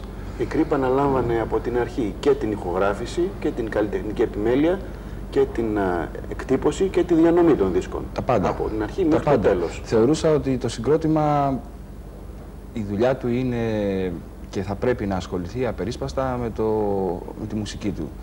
Γιατί όσο περισσότερο χρειαζόταν να χωθεί μέσα στα οικονομικά, τόσο περισσότερο δεν μπορούσε να συγκεντρωθεί σε αυτό που ήθελε να βγάλει. Ή απέριπτε δρόμους. Δηλαδή, όταν έχουν επενδύσει κάποια λεφτά, ακόμα και τα ίδια τα group, αναπόφευκτα ίσως κάνανε και τη μουσική τους πιο εμπορική ή κόβανε κάποιες ώρες από το στούντιο προκειμένου, γιατί έχουν μαζέψει λίγα λεφτά, να τελειώσουν γρήγορα την ηχογράφηση. Οπότε το αποτέλεσμα δεν θα ήταν αυτό το οποίο εγώ ήθελα. Γι' αυτό, με όποιο κόστος, αναλάμβανα το group να μην έχει καμία σχέση με τα οικονομικά. Μια και μιλάμε για group. Είπαμε κάποια ονόματα. Να προσθέσουμε μερικά ακόμη. Στους Yellow Yell, στους Head Leaders, τους στους Metro Villa Decay, 21. τους South of No North, τους Captain Nefos, τους Art of Parties. Είναι ονόματα για τα οποία κανείς μόνο καλά... Μάλιστα. Είναι ονόματα για τα οποία κανείς μόνο καλά λόγια μπορεί να πει. Θέλω να σε ρωτήσω λοιπόν, Μπάμπη, αν είναι αυτό αποτέλεσμα του καλού γούστου που ενδεχομένως έχεις ή το ότι ήσουν και τυχερός τελικά, ή μήπως είναι η εποχή που στους χάρισε αυτούς τους μουσικούς? Κοίταξε να δεις, δεν μπορώ να αποποιηθώ την εύφη μου μνήα ότι είχα και καλό γούστο, παρότι θα ήθελα να μην ακουστώ σαν ότι έχω κάποια υπαρσία, ας πούμε, αλλά η αλήθεια είναι ότι πολλά συγκροτήματα χτυπούσαν την πόρτα της Creep τότε, πάρα πολλά. Ότι υπήρχε και δεν υπήρχε ίσως, ας πούμε, στον ελληνικό χώρο. Και μέσα από όλα αυτά γινόταν η επιλογή και έπαιρνε κάποιο γκρουπ τη Στάμπα, γιατί περί Στάμπας επρόκειτο. Δηλαδή, καταλάβαινα τότε ότι όλα τα συγκροτήματα θέλανε να είχαν τον τίτλο ότι ήταν συγκρότημα της Creep. Τι το ιδιαίτερο είχε η Creep? Παραδεκτό από όλους ότι ένα συγκρότημα για να κυκλοφορήσει στην Creep ήταν ποιοτικό. Πιστεύεις ότι σήμερα η πραγματικότητα η δισκογραφική στην Ελλάδα θα χρειαζόταν μια εταιρεία σαν την Creep? Ναι. Για ποιο λόγο? Γιατί βλέπω πάλι συγκροτήματα αξιόλογα, πραγματικά αξιόλογα, τα οποία γυρνάνε πόρτες και δεν βρίσκουν διέξοδο να κάνουν τις κυκλοφορίες τους, να μπουν στο χώρο έτσι όπως πρέπει, ας πούμε, και να προσφέρουν αυτά που μπορούν να προσφέρουν. Γίνονται έρμεο τυχοδιοκτών, να το πω κάπως έτσι. Κάποιοι που τάζουν ότι θα σας κυκλοφορήσουμε, θα σας κάνουμε, θα σας δείξουμε και το μόνο που κάνουν είναι ένα τροχοπέδι στη δουλειά του ίδιου συγκροτήματος. Το ήθος της Creep δηλαδή δεν βλέπω και τη συνέπεια. Μπορεί να την πλήρωσε η Creep αυτή τη συνέπεια και το ήθος, βάζοντας λεφτά τα οποία δεν ξαναερχόντουσαν πίσω. Και ξεκινώντας με δανεικά, αυτό είναι αυτοκτονικό. Αλλά πραγματικά νομίζω ότι χρειάζεται μια τέτοια εταιρεία. Τον εαυτό σου πού τον τοποθετείς σε αυτή την προσπάθεια, την καινούρια? Γιατί βγάζεις την ουρά σου απ' έξω? Ή δεν το κάνεις εσύ, εν πάση περιπτώσει? Μπορεί να το κάνω κι εγώ. Μπορεί να το κάνω κι εγώ. Μάλλον κάτι με τρώει πάλι. Creep Records, μια μικρή προσωπική ιστορία που έβγαλε μερικά πάρα πολύ καλά ελληνικά γκρουπ και ένα ενδεχόμενο για το μέλλον. Κάτι το οποίο αποτελεί ένα μικρό πρότυπο του πόσο μακριά μπορεί να φτάσει κανείς με μικρά, σεμνά αλλά και καλόγουστα βήματα στο ελληνικό ροκ. Ευχαριστούμε τον Παπιδαλίδη που ήρθε να μας τα πει. Τους Sunset λίγοι θα τους θυμούνται σήμερα. Τον Νίκο Αντίπα όμως, που ήταν ντράμερ του το 1974, τον ξέρουν λίγο πολύ όλοι. Στη συνέχεια μεταπήδησε στους Σόκρατες, στην τελευταία φάση της καριέρας τους, που παραλίγο να γίνει και διεθνής, και τώρα δουλεύει σαν αυτοδύναμος δημιουργός, σε έναν χώρο που έχει κάποιες διαφορές από το ροκ. Νίκο, θα ήθελα να μου εξηγήσεις αυτή η μεταπήδηση αν έγινε φυσιολογικά. Αν κάποια στιγμή δηλαδή αυτό που έκανες με τους Σόκρατες ως ντράμερ σε έβγαλε στο να γράψεις τραγούδια για αυτό που όλοι εννοούμε ως ευρύτερου ενδιαφέροντος ελληνικό τραγούδι. Καταρχήν να σε ευχαριστήσω που με κάλεσες στην εκπομπή σου και να πω ότι βέβαια έχει κάποια σχέση το ένα με το άλλο, διότι και με το συγκρότημα των Σόκρατες δημιουργούσα συλλογικά βέβαια με τα υπόλοιπα παιδιά και μπορώ να πω ότι ήταν αρκετά κοντά και η στιγμή αλλά και ο χώρος που είχαμε καταλήξει ως το πούμε το συγκρότημα να έχουμε μια κατεύθυνση έτσι με ελληνικά στοιχεία στη μουσική ας το πούμε, που κάναμε τα τελευταία χρόνια.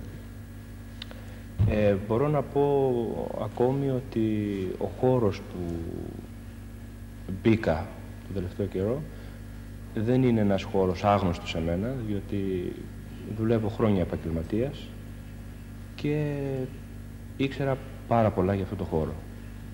Αυτός ο χώρος μπορούμε να τον περιγράψουμε σαν ελληνικό τραγούδι σύγχρονο, αλλά με ένα ενδιαφέρον για ένα ευρύτερο κοινό.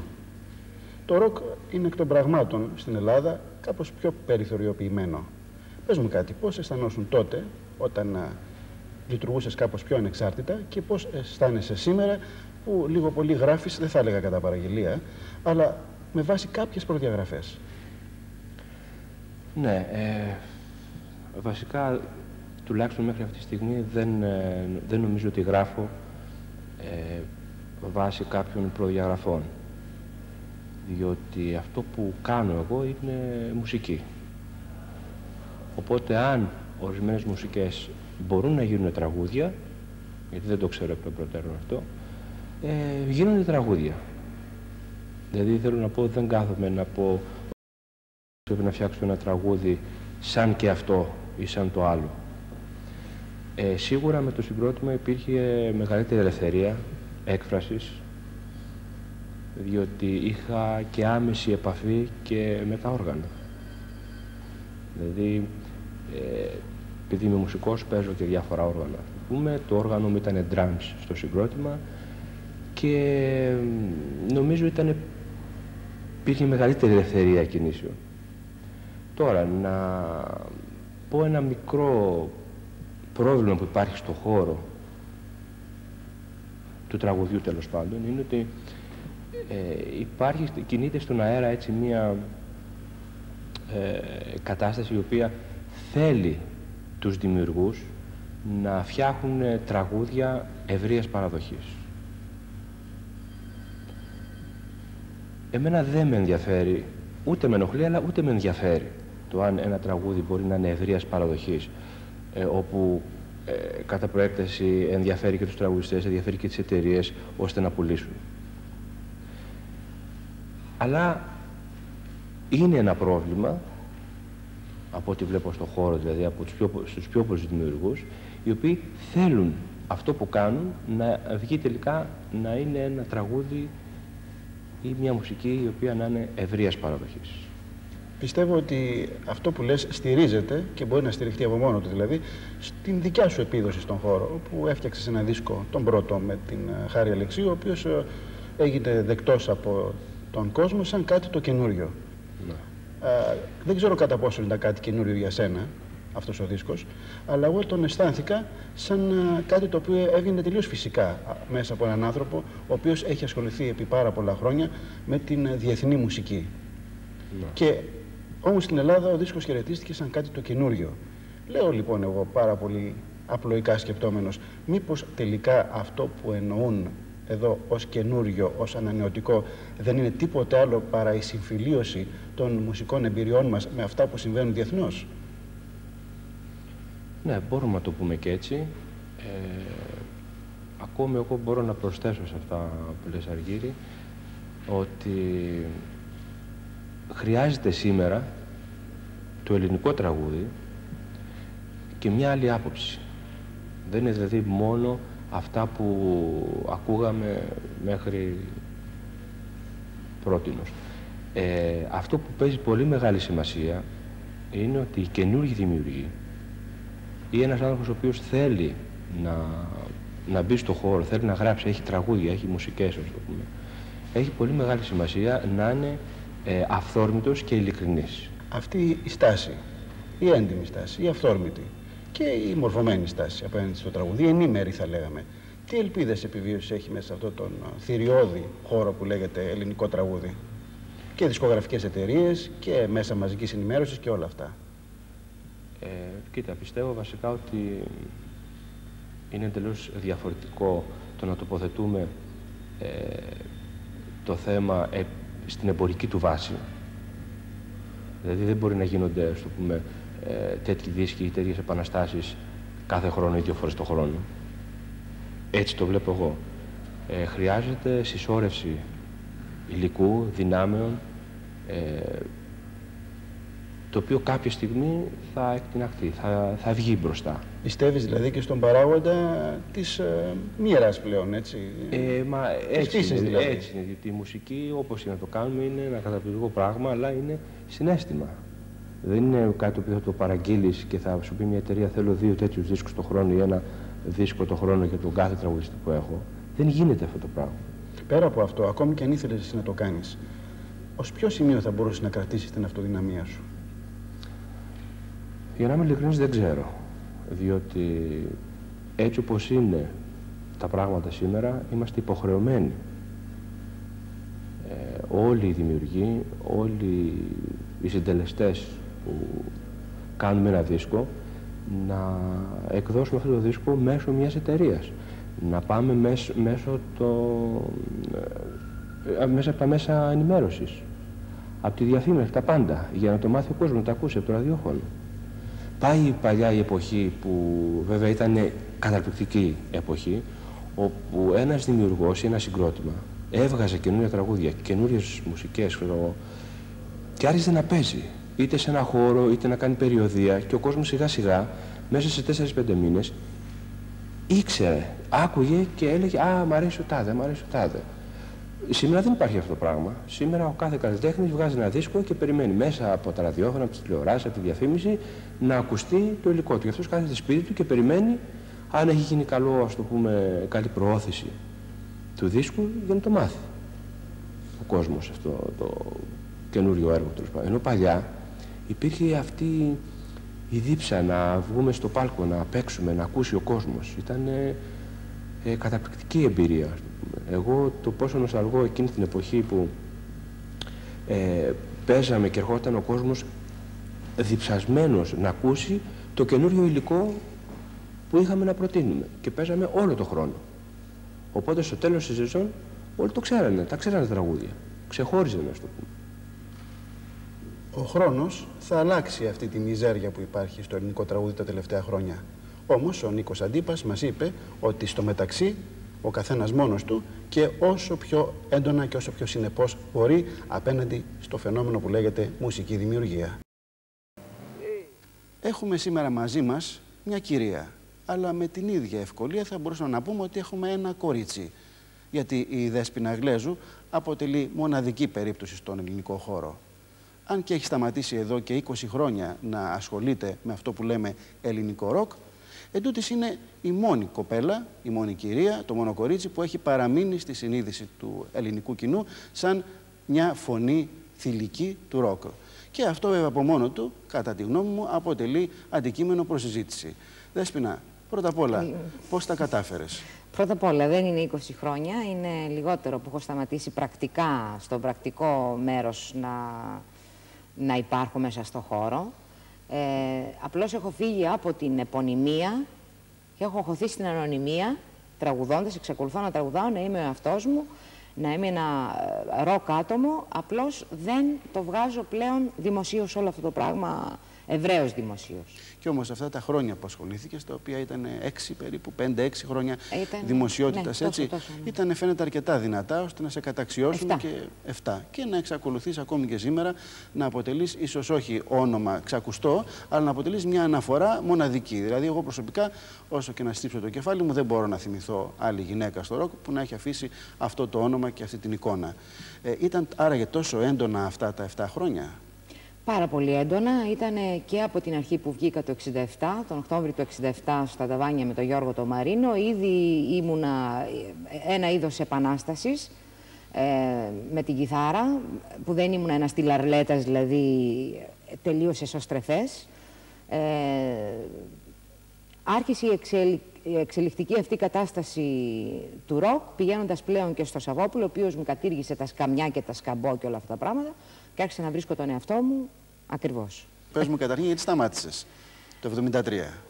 Δεν σταμάτησα το 1973. Το 1973 σταματήστηκε η κατάσταση από μόνη της από το χουντισμό, από τη Χούντα. Δεν το σταματήσαμε εμείς. Εμείς πηγαίναμε κανονικά την πορεία μας. Εννοείς με τους Νοστράδαμους? Πηγαίναμε κανονικά την πορεία μας, ωραία και καλά. Ανεβαίναμε ταχύτατα, προχωράγαμε προς το εξωτερικό. Είχαμε κάνει και το τραγούδι μας για τη Eurovision, το οποίο πέρασε την εποχή που βγήκανε και η Άμπα. Μας απαγόρευσε η Χούντα να βγούμε έξω, μας κράτησε τα διαβατήρια. Γίνανε πάρα πολλά πράγματα. Αναχαιτευτήκαμε από άλλους εντελώς εξωτερικούς παράγοντες και όχι δικούς μας. Και κάποια στιγμή είπες και εσύ, αρκετά ως εδώ. Κάποια στιγμή, μετά το 1974, όταν επιστραφήκανε τα διαβατήρια, το πήρα και... Ευκαιρία να φύγεις. Χάθηκα. Εξήγησέ μου λοιπόν τώρα αυτό τον τρόπο ζωής που ανέφερες, τον ροκ τρόπο ζωής, πώς τον εννοείς? Ενώ ίσως πιθανόν τον αντικομφορμισμό, τον μη βολικό τρόπο της ζωής. Μη βολικό για ποιον? Δηλαδή να μπορείς να είσαι μέσα στην ανασφάλεια σου που περνάμε όλοι οι άνθρωποι και τις αγωνίες σου, χωρίς να τρομάζεις από αυτό το πράγμα και να μην θες και καλά να δέσεις πράγματα και να αγκιστρωθείς κάπου. Είσαι μια μόνιμη δουλειά, είσαι ένα μόνιμο όνομα που να επιβεβαιώνεσαι, σε ένα συγκεκριμένο χώρο που να σου κάνει τα όρια σου για να ξέρεις ότι είσαι εντάξει, καλά, να μπορείς να φύγεις. Να φεύγεις, να κυλάς, σαν τους κυματισμούς, τους συντονισμούς των ήχων του ροκ. Αυτό το χαρακτηρίζει σαν τρόπο ζωής? Είναι τρόπο ζωής, ναι. Πώς συνδέεται με την τωρινή σου δραστηριότητα? Η σημερινή μου δραστηριότητα δεν έχει, νομίζω, πλέον σχέση με το ροκ. Έχει ακουμπήσει κλασικά πράγματα και συμφωνικά πράγματα. Έχει αλλάξει κατά πολύ ο τρόπος πια που βγαίνει από μέσα μου η γραφή της μουσικής. Δεν είναι ο ίδιος. Είσαι όμως το ίδιο και άτομο. όπως μου βγαίνει να μην βγω άλλο σε παράσταση. Δεν θέλω να τραγουδήσω άλλο στη σκηνή. Εξήγησέ μου το εξής. Αυτό που κάνεις τώρα έχει περισσότερη σχέση με την συμφωνική μουσική, όπως είπες. Ναι. Αν και φαντάζομαι δεν το έχεις δει ακόμη, δεν το έχεις ακούσει ακόμη να εκτελείται. Εκεί έφτασες μέσα από μια απομάκρυνση από τον χώρο του ροκ ή μέσα από τον χώρο του ροκ σταδιακά? Έφτασα μέσα από την απομάκρυνση γενικά του χώρου του καλλιτεχνικού, του πρακτικού. Έφυγα από τα μαγαζιά, στο να βρίσκομαι συνέχεια στην επικαιρότητα έπαιξε μεγάλο ρόλο, στο να ταξιδέψω έπαιξε μεγάλο ρόλο, στο να ακουμπήσω όλες τις εμπειρίες που ένας άνθρωπος θέλει να ακουμπήσει. Δηλαδή, στα 40 και χρόνια που είμαι τώρα, πήγα και δοκίμασα και πήγα και έζησα όλες τις ανησυχίες μου. Δεν περίμενα να φτάσω σε αυτή την ηλικία και μετά να σκέφτομαι να λέω πω θα ήθελα ένα κτηματάκι, πω έχω υπαρξιακό πρόβλημα, πρέπει να το λύσω. Τα έκανα όλα στην ώρα τους. Και όλη αυτή η εξέλιξη έφερε αυτή τη μουσική, βγήκε αυτή η μουσική. Αυτός, λοιπόν... Το ότι έζησα στην κάθε στιγμή αυτό που έπρεπε να ζήσω. Αυτός λοιπόν ο δημόσιος τρόπος ζωής που είναι του ροκ, κατά τη γνώμη σου οδηγεί σε έναν καθαρά ιδιωτικό τρόπο ζωής, απομόνωσης ενδεχομένως? Ναι, γιατί το ροκ είναι σκέτη εμπειρία, είναι εμπειρικό πράγμα. Και όταν ζεις και εμπειρικά, όταν βγαίνεις μέσα στη ζωή και ακουμπάς τα δάχτυλά σου στις εμπειρίες πραγματικά. Και όμως ισχυρίζεσαι, και δεν έχω λόγο να διαφωνήσω μαζί σου, ότι αυτή η μοναξιά σου, ας την πούμε έτσι, αν και η λέξη δεν είναι κυριολεκτή εδώ, είναι η δικιά σου ερμηνεία του ροκ τρόπου ζωής. Να το δεχτούμε?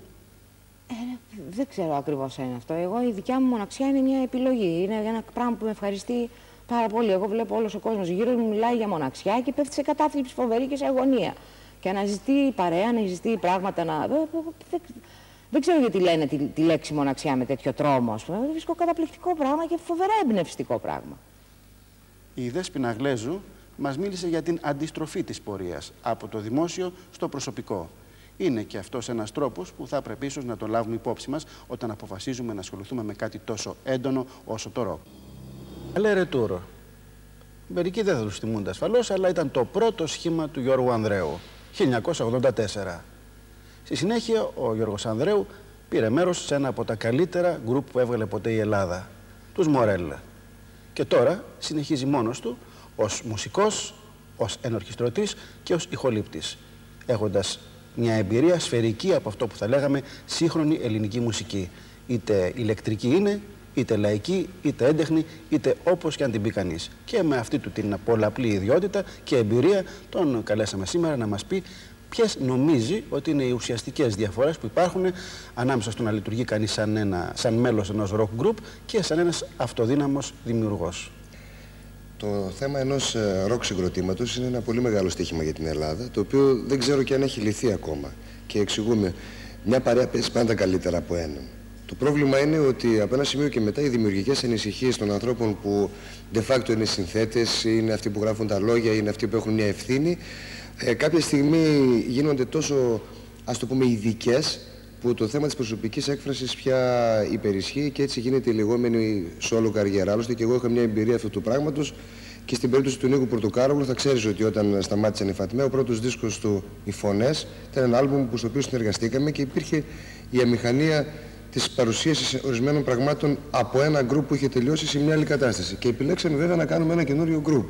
Οι Φωνές στην πραγματικότητα είναι ένα καινούριο γκρουπ. Απλώς έχει έναν άλλο ντράμερ, έναν άλλο μπασίστα, έναν άλλο κυμπορτίστα, εμένα δηλαδή, και τον ίδιο κιθαρίστα που ήταν ο Νίκος Πορτοκάρογλου. Θέλω να πω με αυτό ότι σε ορισμένα είδη μουσική στο γκρουπ είναι μονόδρομος. Και επέτρεψέ μου να σου πω ότι κατά την άποψή μου και στη λαϊκή μουσική το γκρουπ είναι μονόδρομος, ενώ στην ελληνική λαϊκή μουσική.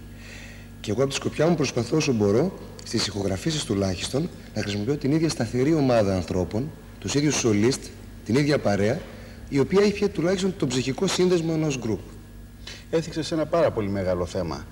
Μία, ας την πούμε, διχοστασία που υπάρχει ανάμεσα σε έναν άνθρωπο που θέλει να εκφραστεί αυθόρμητα σαν μέλος μιας ομάδας και σε έναν άνθρωπο ο οποίος θέλει να προχωρήσει είτε ως δημιουργός, είτε ως επαγγελματίας, είτε και τα δύο μαζί. Κάτι το οποίο είναι αλληλένδετο, έτσι δεν είναι, ο επαγγελματίας με τον δημιουργό.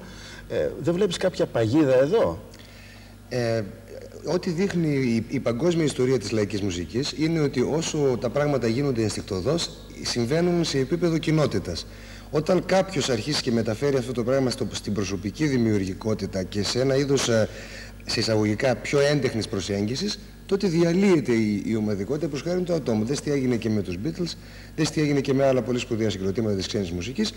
Και το ίδιο πράγμα βλέπουμε να συμβαίνει σε καθημερινή βάση σε όλη τη διεθνή μουσική σκηνή, με άτομα τα οποία κάποια στιγμή διαλύουν ένα πολύ επιτυχημένο συγκρότημα για να ακολουθήσουν προσωπική διαδρομή. Τις πιο πολλές φορές περνάει μια περίοδος αμηχανίας πολύ κρίσιμη μέχρι να αποδώσει το καινούριο σχήμα. Υπάρχει και εγωισμός, αλλά ίσως και υπάρχει και η αναγκαιότητα της προσωπικής διαδρομής.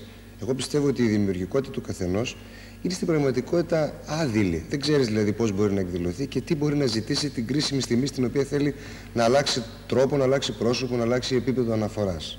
Μια επικίνδυνη ερώτηση. Πιστεύεις ότι το να διατηρήσει κανείς αυτή την λαϊκότητα που χρειάζεται για να λειτουργήσει είτε το ροκ είτε η λαϊκή μουσική στην Ελλάδα, το να επιχειρήσει να τη διατηρήσει σώνει και καλά είναι ένα είδος κατά κάποιο τρόπο υποκρισίας ή μήπως είναι απόρρια μιας αδυναμίας του να πάει παραπέρα? Εγώ θα ήθελα να αποφευχθεί η ιδέα της γραφικότητας. Δηλαδή όσο η ιδέα ενός συνόλου ή μιας ομάδας ή ενός γκρουπ έχει τη δυνατότητα να παράγει έργο το οποίο να είναι από ενδιαφέρον έως συναρπαστικό, τότε δεν υφίσταται αυτή η παγίδα. Η παγίδα υφίσταται όταν το σχήμα θεωρείται μονόδρομος από τα πριν. Δηλαδή όταν ο όρος είναι το σχήμα και όχι το περιεχόμενο. Για μένα γκρουπ σημαίνει ότι υπάρχει κάποιος λόγος να παίζεις με κάποιους άλλους ανθρώπους. Αν ξεκινάς από το δεδομένο να κάνεις ένα συγκρότημα, γιατί αυτός είναι ο τρόπος που παράγεται η μουσική, την έχεις πατήσει κάτι. Είμαστε Έλληνες. Έχουμε διακριθεί διεθνώς, αλλά ως μονάδες. Όποτε έχουμε πάει ως ομάδα, τα έχουμε κάνει μουσκεμα. Μήπως αυτό είναι χαρακτηριστικό και αποφασιστικό για την πορεία των πραγμάτων στην Ελλάδα? Όσο παίζουμε ποδόσφαιρο τα κάνουμε μουσκεμα, όταν παίζουμε μπάσκετ τα πάμε όταν καλύτερα. λέμε ότι οι Έλληνες είμαστε γνωστοί, είμαστε ως μονάδες, δεν είμαστε ως μέλη. Νομίζω ότι υπάρχει μια αλήθεια σε αυτό που λες. Στην ιδιοσυγκρασία του Έλληνα καλλιτέχνη υπάρχει κάτι βαθιά ατομικό, βαθιά προσωπικό και το οποίο συμβολίζεται εξαιρετικά από το αρχέτυπο του Οδυσσέα. ενός δηλαδή ταξιδευτή που αναζητά, που ψάχνει και που όταν γυρίζει στο σπίτι του αισθάνεται τη βαθύτατη πλήξη ότι πια τελείωσε μια διαδρομή που χαιρότανε ακριβώς επειδή ήταν μια διαδρομή. Όλοι οι μεγάλοι άνθρωποι της Ελλάδας ήταν κατά μόνας. Συμφίρεσαι με όλους τους χώρους της μουσικής αυτή τη στιγμή που υπάρχουν, εν ενεργεία τουλάχιστον στην Ελλάδα. Πιστεύεις ότι θα είχες καταλήξει σε αυτά τα συμπεράσματα εάν δεν είχες περάσει από όλους αυτούς τους χώρους μουσικής? Νομίζω όχι, και πολλές φορές με χαρακτηρίζουν προκλητικό επειδή ισχυρίζομαι ότι όσο σημαντικό μπορεί να υπήρξε για την εξέλιξή μου ένα οδείο, άλλο τόσο σημαντικό υπήρξε ένα σκυλάδικο, ένα ροκ κλαμπ, ένας χώρος μπουατικής μουσικής στα φοιτητικά μου χρόνια. Θέλω να πω με αυτό ότι η μουσική είναι μια βαθιά εμπειρική τέχνη και όποιος αγνοεί τον εμπειρικό της χαρακτήρα δεν μπορεί ποτέ να καταλάβει την αυτόνομη γλώσσα της. Και αυτό ισχύει για όλα τα είδη μουσικής. Αυτό ισχύει για όλα τα είδη μουσικής. Θα σου πω ένα περιστατικό που μου συνέβη στη Γενέβη το 1985. Ότι πήγαμε με ένα γκρουπ μουσικών να συναντήσουμε τον Ολιβιέ Μεσιάνο, ο οποίος ήταν ζωντανός τότε, και κάποιο παιδί από την Αμερική, ο οποίος ήταν και ροκ μουσικός, τον ρώτησε τη γνώμη του για τα διάφορα είδη μουσικής. Ο Μεσιάνο απάντησε ότι κάθε μουσική έχει την ψυχή της, κάθε ψυχή τη μουσική της, αλλά βεβαίως υπάρχει μία ψυχή και μία μουσική. Ο Γιώργος Ανδρέου τοποθέτησε το θέμα της μουσικής δημιουργίας εκεί που ανήκει πραγματικά. Σε μια διαδικασία που περνάει μέσα από την παιδεία και καταλήγει από εκεί από όπου ξεκίνησε, στην ψυχή. Το όνομα του Ηρακλή Τριανταφυλλίδη έχει συνδεθεί με μερικές από τις πιο ηρωικές στιγμές στο ελληνικό ροκ. Δεν είχε ακόμη πέσει η Χούντα όταν μας ταξίδευε μαζί με τη Λερναία Ύδρα του με το Ταξίδι, ένα έργο που δισκογραφήθηκε αργότερα στο πρώτο διπλό ολοκληρωμένο ροκ έργο στην Ελλάδα, το «Σε άλλους κόσμους». Και στη συνέχεια, αρχές δεκαετίας του 80, καινούργιες σελίδες στο ελληνικό ροκ μέσα από τη Σοφίτα, το μαγαζί του Ηρακλή Τριανταφυλλίδη, όπου στεγάστηκε ούτε λίγο ούτε πολύ ολόκληρη η καινούρια σκηνή του νέου κύματος, του νέου ροκ δηλαδή στην Ελλάδα. Ξαφνικά η Σοφίτα έπεσε θύμα κάποιων καινούριων νόμων, έκλεισε γιατί ήταν στην πλάκα, απαγορεύτηκε να παίζουν με ηλεκτρικό ήχο και ο Ηρακλής Τριανταφυλλίδης από το 1984 μέχρι σήμερα, στα 17 χρόνια, έχει κάνει κάποια προσωπικά έργα και κυρίως έχει αλλάξει τρόπο μουσικής γραφής. Ηρακλή, θα ήθελα να μου πεις αυτό που κάνεις τώρα, πώς ακριβώς το τοποθετείς? Είναι μια έκφραση, μουσική έκφραση, αυθεντική, ειλικρινής, όπως αισθάνομαι. Δεν είναι δηλαδή κάτι το προμελετημένο. Πριν 10 χρόνια λοιπόν, Ηρακλή, βρισκόσουν μέσα σε έναν κικαιώνα. Τα συγκροτήματα πέρναγαν από τη Σοφίτα σε ρυθμό πολυβόλου και ξαφνικά όλα αυτά σταμάτησαν. Σήμερα σε βλέπουμε να κάνεις κάτι το οποίο μοιάζει περισσότερο με αυτό που λένε μερικοί New Age. Μια δηλαδή κάπως πιο ήπια μουσική, πιο προσωπική ενδεχομένως, που τη φτιάνεις όλη μόνος σου στο προσωπικό σου στούντιο που το κρατάς εδώ και μερικά χρόνια και το δουλεύεις και για να κάνεις το κέφι σου και σε μη επαγγελματική βάση. Πες μου το εξής. Πρώτα απ' όλα, πώς αισθάνεσαι σήμερα απέναντι σε αυτό που λέμε ελληνικό ροκ σε σχέση με αυτό που ήταν πριν 10 ή και πριν 20 χρόνια? Το ελληνικό ροκ υπήρχε στα μέτρα των ελληνικών συνόρων σε αρκετά ικανοποιητικό βαθμό. Υπήρχαν γκρουπ πάντοτε, κάποτε μαζευόταν, γινόταν πολλά, κάποτε λίγα, αλλά δεν έπαψαν ποτέ να υπάρχουν, γιατί το ελληνικό ροκ είναι η έκφραση των νέων, η επαναστατική τάση των νέων μέσα από τη μουσική. Πιο πολύ έτσι μπορεί να τοποθετηθεί σαν φαινόμενο το ροκ, παρά σε ένα είδος μουσική το οποίο έρχεται και περνάει. Λοιπόν, και πριν από 2 δεκαετίες, από τη δεκαετία του 60, ας πούμε 70 και 80, που δημιουργόταν μια κορύφωση, πάντα υπήρχε στα μέτρα των δυνατοτήτων του ελληνικού χώρου. Υπήρχαν groups. Τα προβλήματα για μένα ήταν ο αγγλικός στίχος, που είχαν την οτροπία οι περισσότεροι μουσικοί, και δεν το βλέπω κακό αυτό, ας πούμε. Αλλά στη συνέχεια, όταν αρχίζει και οριμάζει κάποιος μουσικός και καταλαβαίνει πλέον τι σημαίνει να εκφράζομαι, νομίζω ότι εκεί που μπορεί να πατήσει είναι στα μουσικά ακούσματα που έχει, στη γλώσσα που χρησιμοποιεί, ας πούμε, στην καθημερινή γλώσσα που χρησιμοποιεί. Και ακούσματα μιλάω, ας πούμε, συγκεκριμένα τώρα για την Ελλάδα, ότι έχει ίσως είναι η πιο πλουσιότερη χώρα σε ηχόχρωμα. Η παραδοσιακή μουσική της Ελλάδας είναι η πλουσιότερη που υπάρχει στον κόσμο. Όπου μπορεί ο Έλληνας ο μουσικός να πατήσει εκεί και να εκφραστεί. Πες μου κάτι. Ηρακλή Τριανταφυλλίδη, ήσουν ανέκαθεν μέσα και ήσουν και έξω από το ροκ.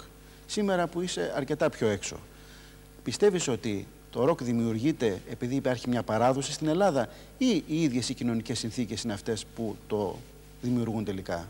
Το ροκ είναι η επαναστατική τάση των νέων εκφρασμένη μέσα από τη μουσική. Κάθε γενιά καινούρια που έρχεται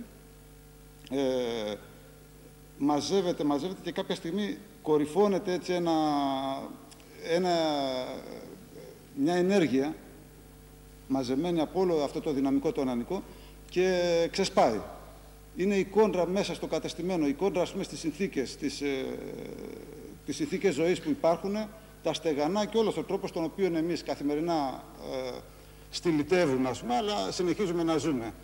Οι νέοι κάποτε καταλαβαίνουν ότι κάτι δεν πάει καλά και επαναστατούν πάνω σε αυτό. Πιστεύεις εσύ ότι υπάρχει περίπτωση ποτέ να σταματήσει να υπάρχει ροκ?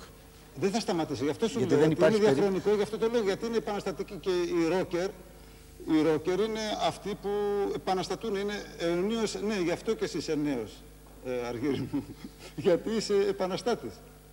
Ο Ηρακλής Τριανταφυλλίδης μας είπε σήμερα ότι ναι μεν το ροκ δημιουργεί αταξία, αλλά η πραγματικότητα είναι ότι η αταξία είναι που δημιουργεί το ροκ.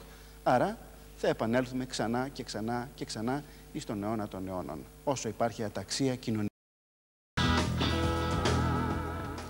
Ο Νίκος Τριανταφυλλίδης είναι νέος άνθρωπος. Παρ' όλα αυτά έχει προλάβει ως τώρα να ασχοληθεί με την μουσική δημοσιογραφία, με το ραδιόφωνο, πάλι σε σχέση με τη μουσική και με τον κινηματογράφο. Και όταν λέμε κινηματογράφο εννοούμε ένα είδος ροκ κινηματογράφου που είναι ίσως και η πρώτη φορά που γίνεται στην Ελλάδα από το επίπεδο αυτό που το κάνει ο Νίκος Τριανταφυλλίδης. Σαν ένας παλιός πλέον οπαδός και σαν ένας καινούριος σκηνοθέτης. Νίκο, θα ήθελα να μου πεις ποια σύνδεση βλέπεις εσύ ανάμεσα στο ροκ και στον κινηματογράφο από ελληνική σκοπιά και κατά τη γνώμη σου γιατί δεν έχει καρποφορήσει αυτό το είδος καθόλου στην Ελλάδα ως τώρα? Είναι μια οδυνηρή εμπειρία και θεωρώ πως άλλοι είναι πολύ πιο αρμόδιοι να μιλήσουν γι' αυτό. Και το λέω αυτό διότι, όπως γνωρίζεις και εσύ πολύ καλύτερα, το rock and roll εδώ στην Ελλάδα ήταν ανέκαθεν στιγματισμένο στις προηγούμενες δεκαετίες σαν ένα προϊόν του αμερικάνικου υπεριαλισμού. Και έτσι, αν θέλεις, η διανόηση ανέκαθεν προσπαθούσε να το κρατήσει στο περιθώριο, στη γωνία και τα κατάφερε. Δηλαδή, δεν είναι τυχαίο πως μόνο ένας άνθρωπος, ένας σκηνοθέτης όπως ο Νίκος ο Νικολαίδης, κατάφερε να σπάσει αυτή τη σιωπή. Και μιλάω για τα κουρέλια τραγουδούν ακόμα το 1979. Και ότι ουσιαστικά τα μόνα δείγματα γραφής που έχουμε, ελάχιστα δηλαδή, είναι από αυτόν τον σκηνοθέτη. Γιατί τα δικά μου δείγματα γραφής θεωρώ πως δεν μπορούν να ενταχθούν σε αυτό που λέμε rock κινηματογράφος. Υπάρχουν βέβαια οι καταβολές, αλλά ως εκεί. Πες μου λοιπόν τώρα κάτι. Στις ταινίες σου έχεις χρησιμοποιήσει έναν άνθρωπο του ροκ, καθαρά του ροκ. Τον Μπλένι Ράνιγκερ, έναν τραγουδιστή πασίγνωστο από τους Ταξίντομουν και μια φυσιογνωμία, εν πάση περιπτώσει, όχι και πολύ συνηθισμένη. Πρώτα απ' όλα, γιατί διάλεξε αυτόν τον άνθρωπο, αν όχι μέσα από τη δικιά του σχέση με το ροκ? Πρώτα απ' όλα, όπως και εσύ γνωρίζεις, μιας και είμαστε χρόνια κοντά, ο Μπλέν είναι από τους αφηβικούς μου ήρωες. Και γιατί? Γιατί είναι ο άνθρωπος που ήρθε από την Αμερική, είναι μια διχασμένη προσωπικότητα σε αρμονία. Δηλαδή, είναι ο άνθρωπος που ήρθε από την Αμερική σε μια οικειοθελή αυτοεξορία στην Ευρώπη και μέσα από αυτό το ταξίδι είναι ένας πολίτης όλου του κόσμου. Ο λόγος γιατί τον διάλεξα, πριν και πάνω απ' όλα για την συγκεκριμένη ταινία, για τα σκυλιά γλύφουν την καρδιά μου, ήταν γραμμένο πάνω στα μέτρα του, μετά από προσυνεννόηση, ο χαρακτήρας.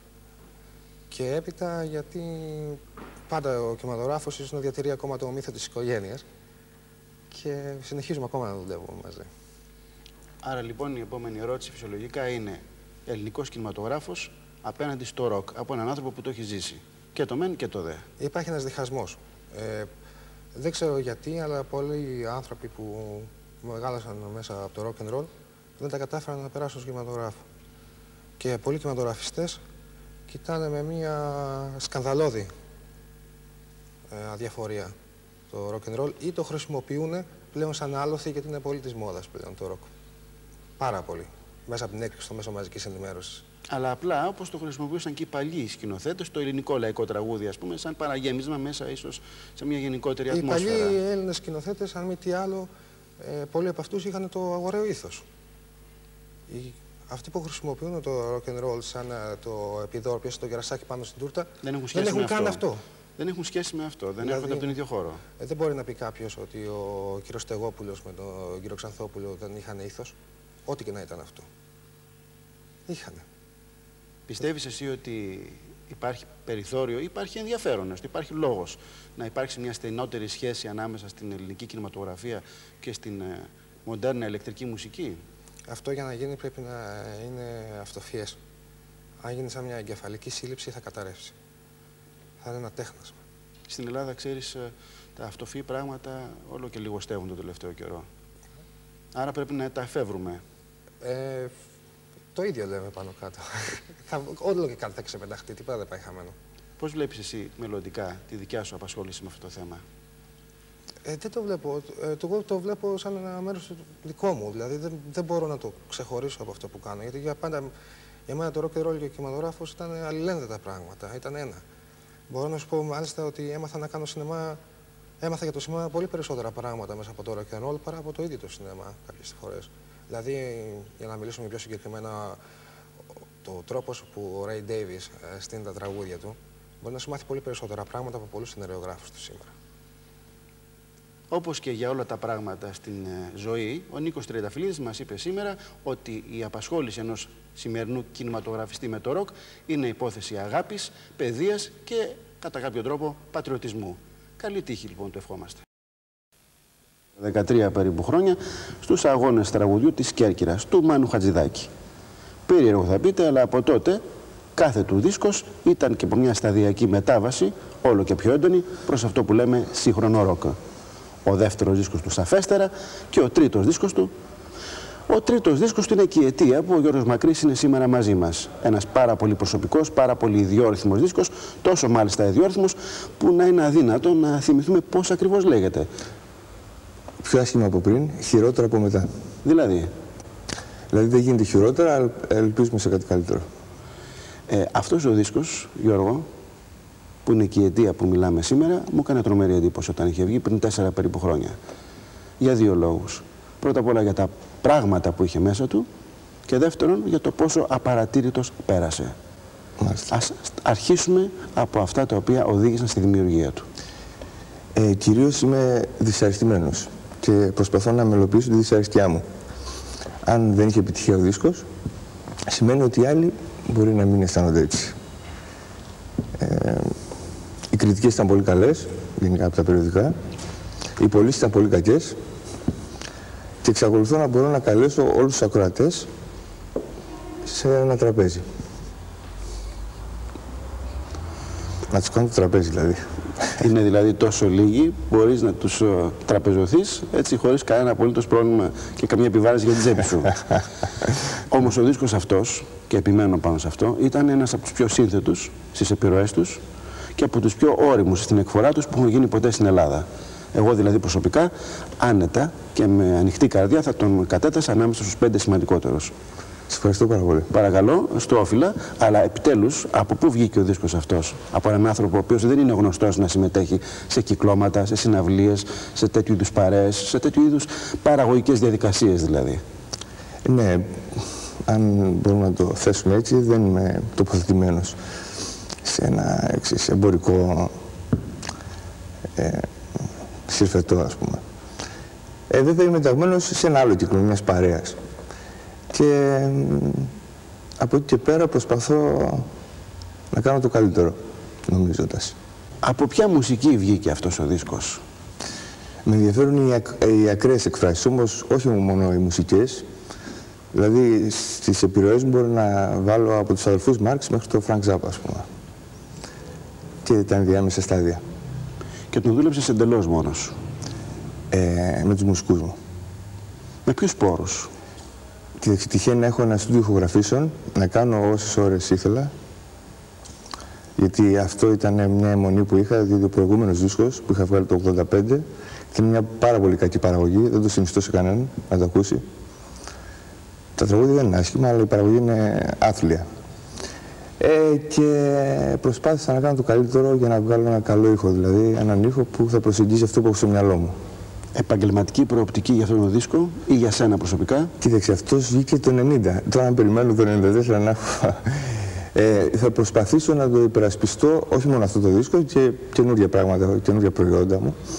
Με διάφορες συναυλίες και διάφορα τέτοια πράγματα κάνουμε πρόβες με κάποιους μουσικούς πολύ καλούς και νομίζω ότι θα τα καταφέρουμε. Τι χρειάζεται να έχει κανείς για να φτιάξει καλή ροκ μουσική σήμερα? Δεν μπορώ να σου δώσω μια συνταγή, αλλά να είναι τουλάχιστον απαιτητικός, τουλάχιστον. Και βέβαια να μην έχει σαν πρότυπα όλο αυτό το πράγμα που συμβαίνει σήμερα. Τι συμβαίνει σήμερα? Είναι μια νεκροφιλία, δηλαδή είναι σαν να έχουμε συνομιλίες με ψόφια κοτόπουλα, είναι φοβερό. Τι εννοείς? Εννοώ ότι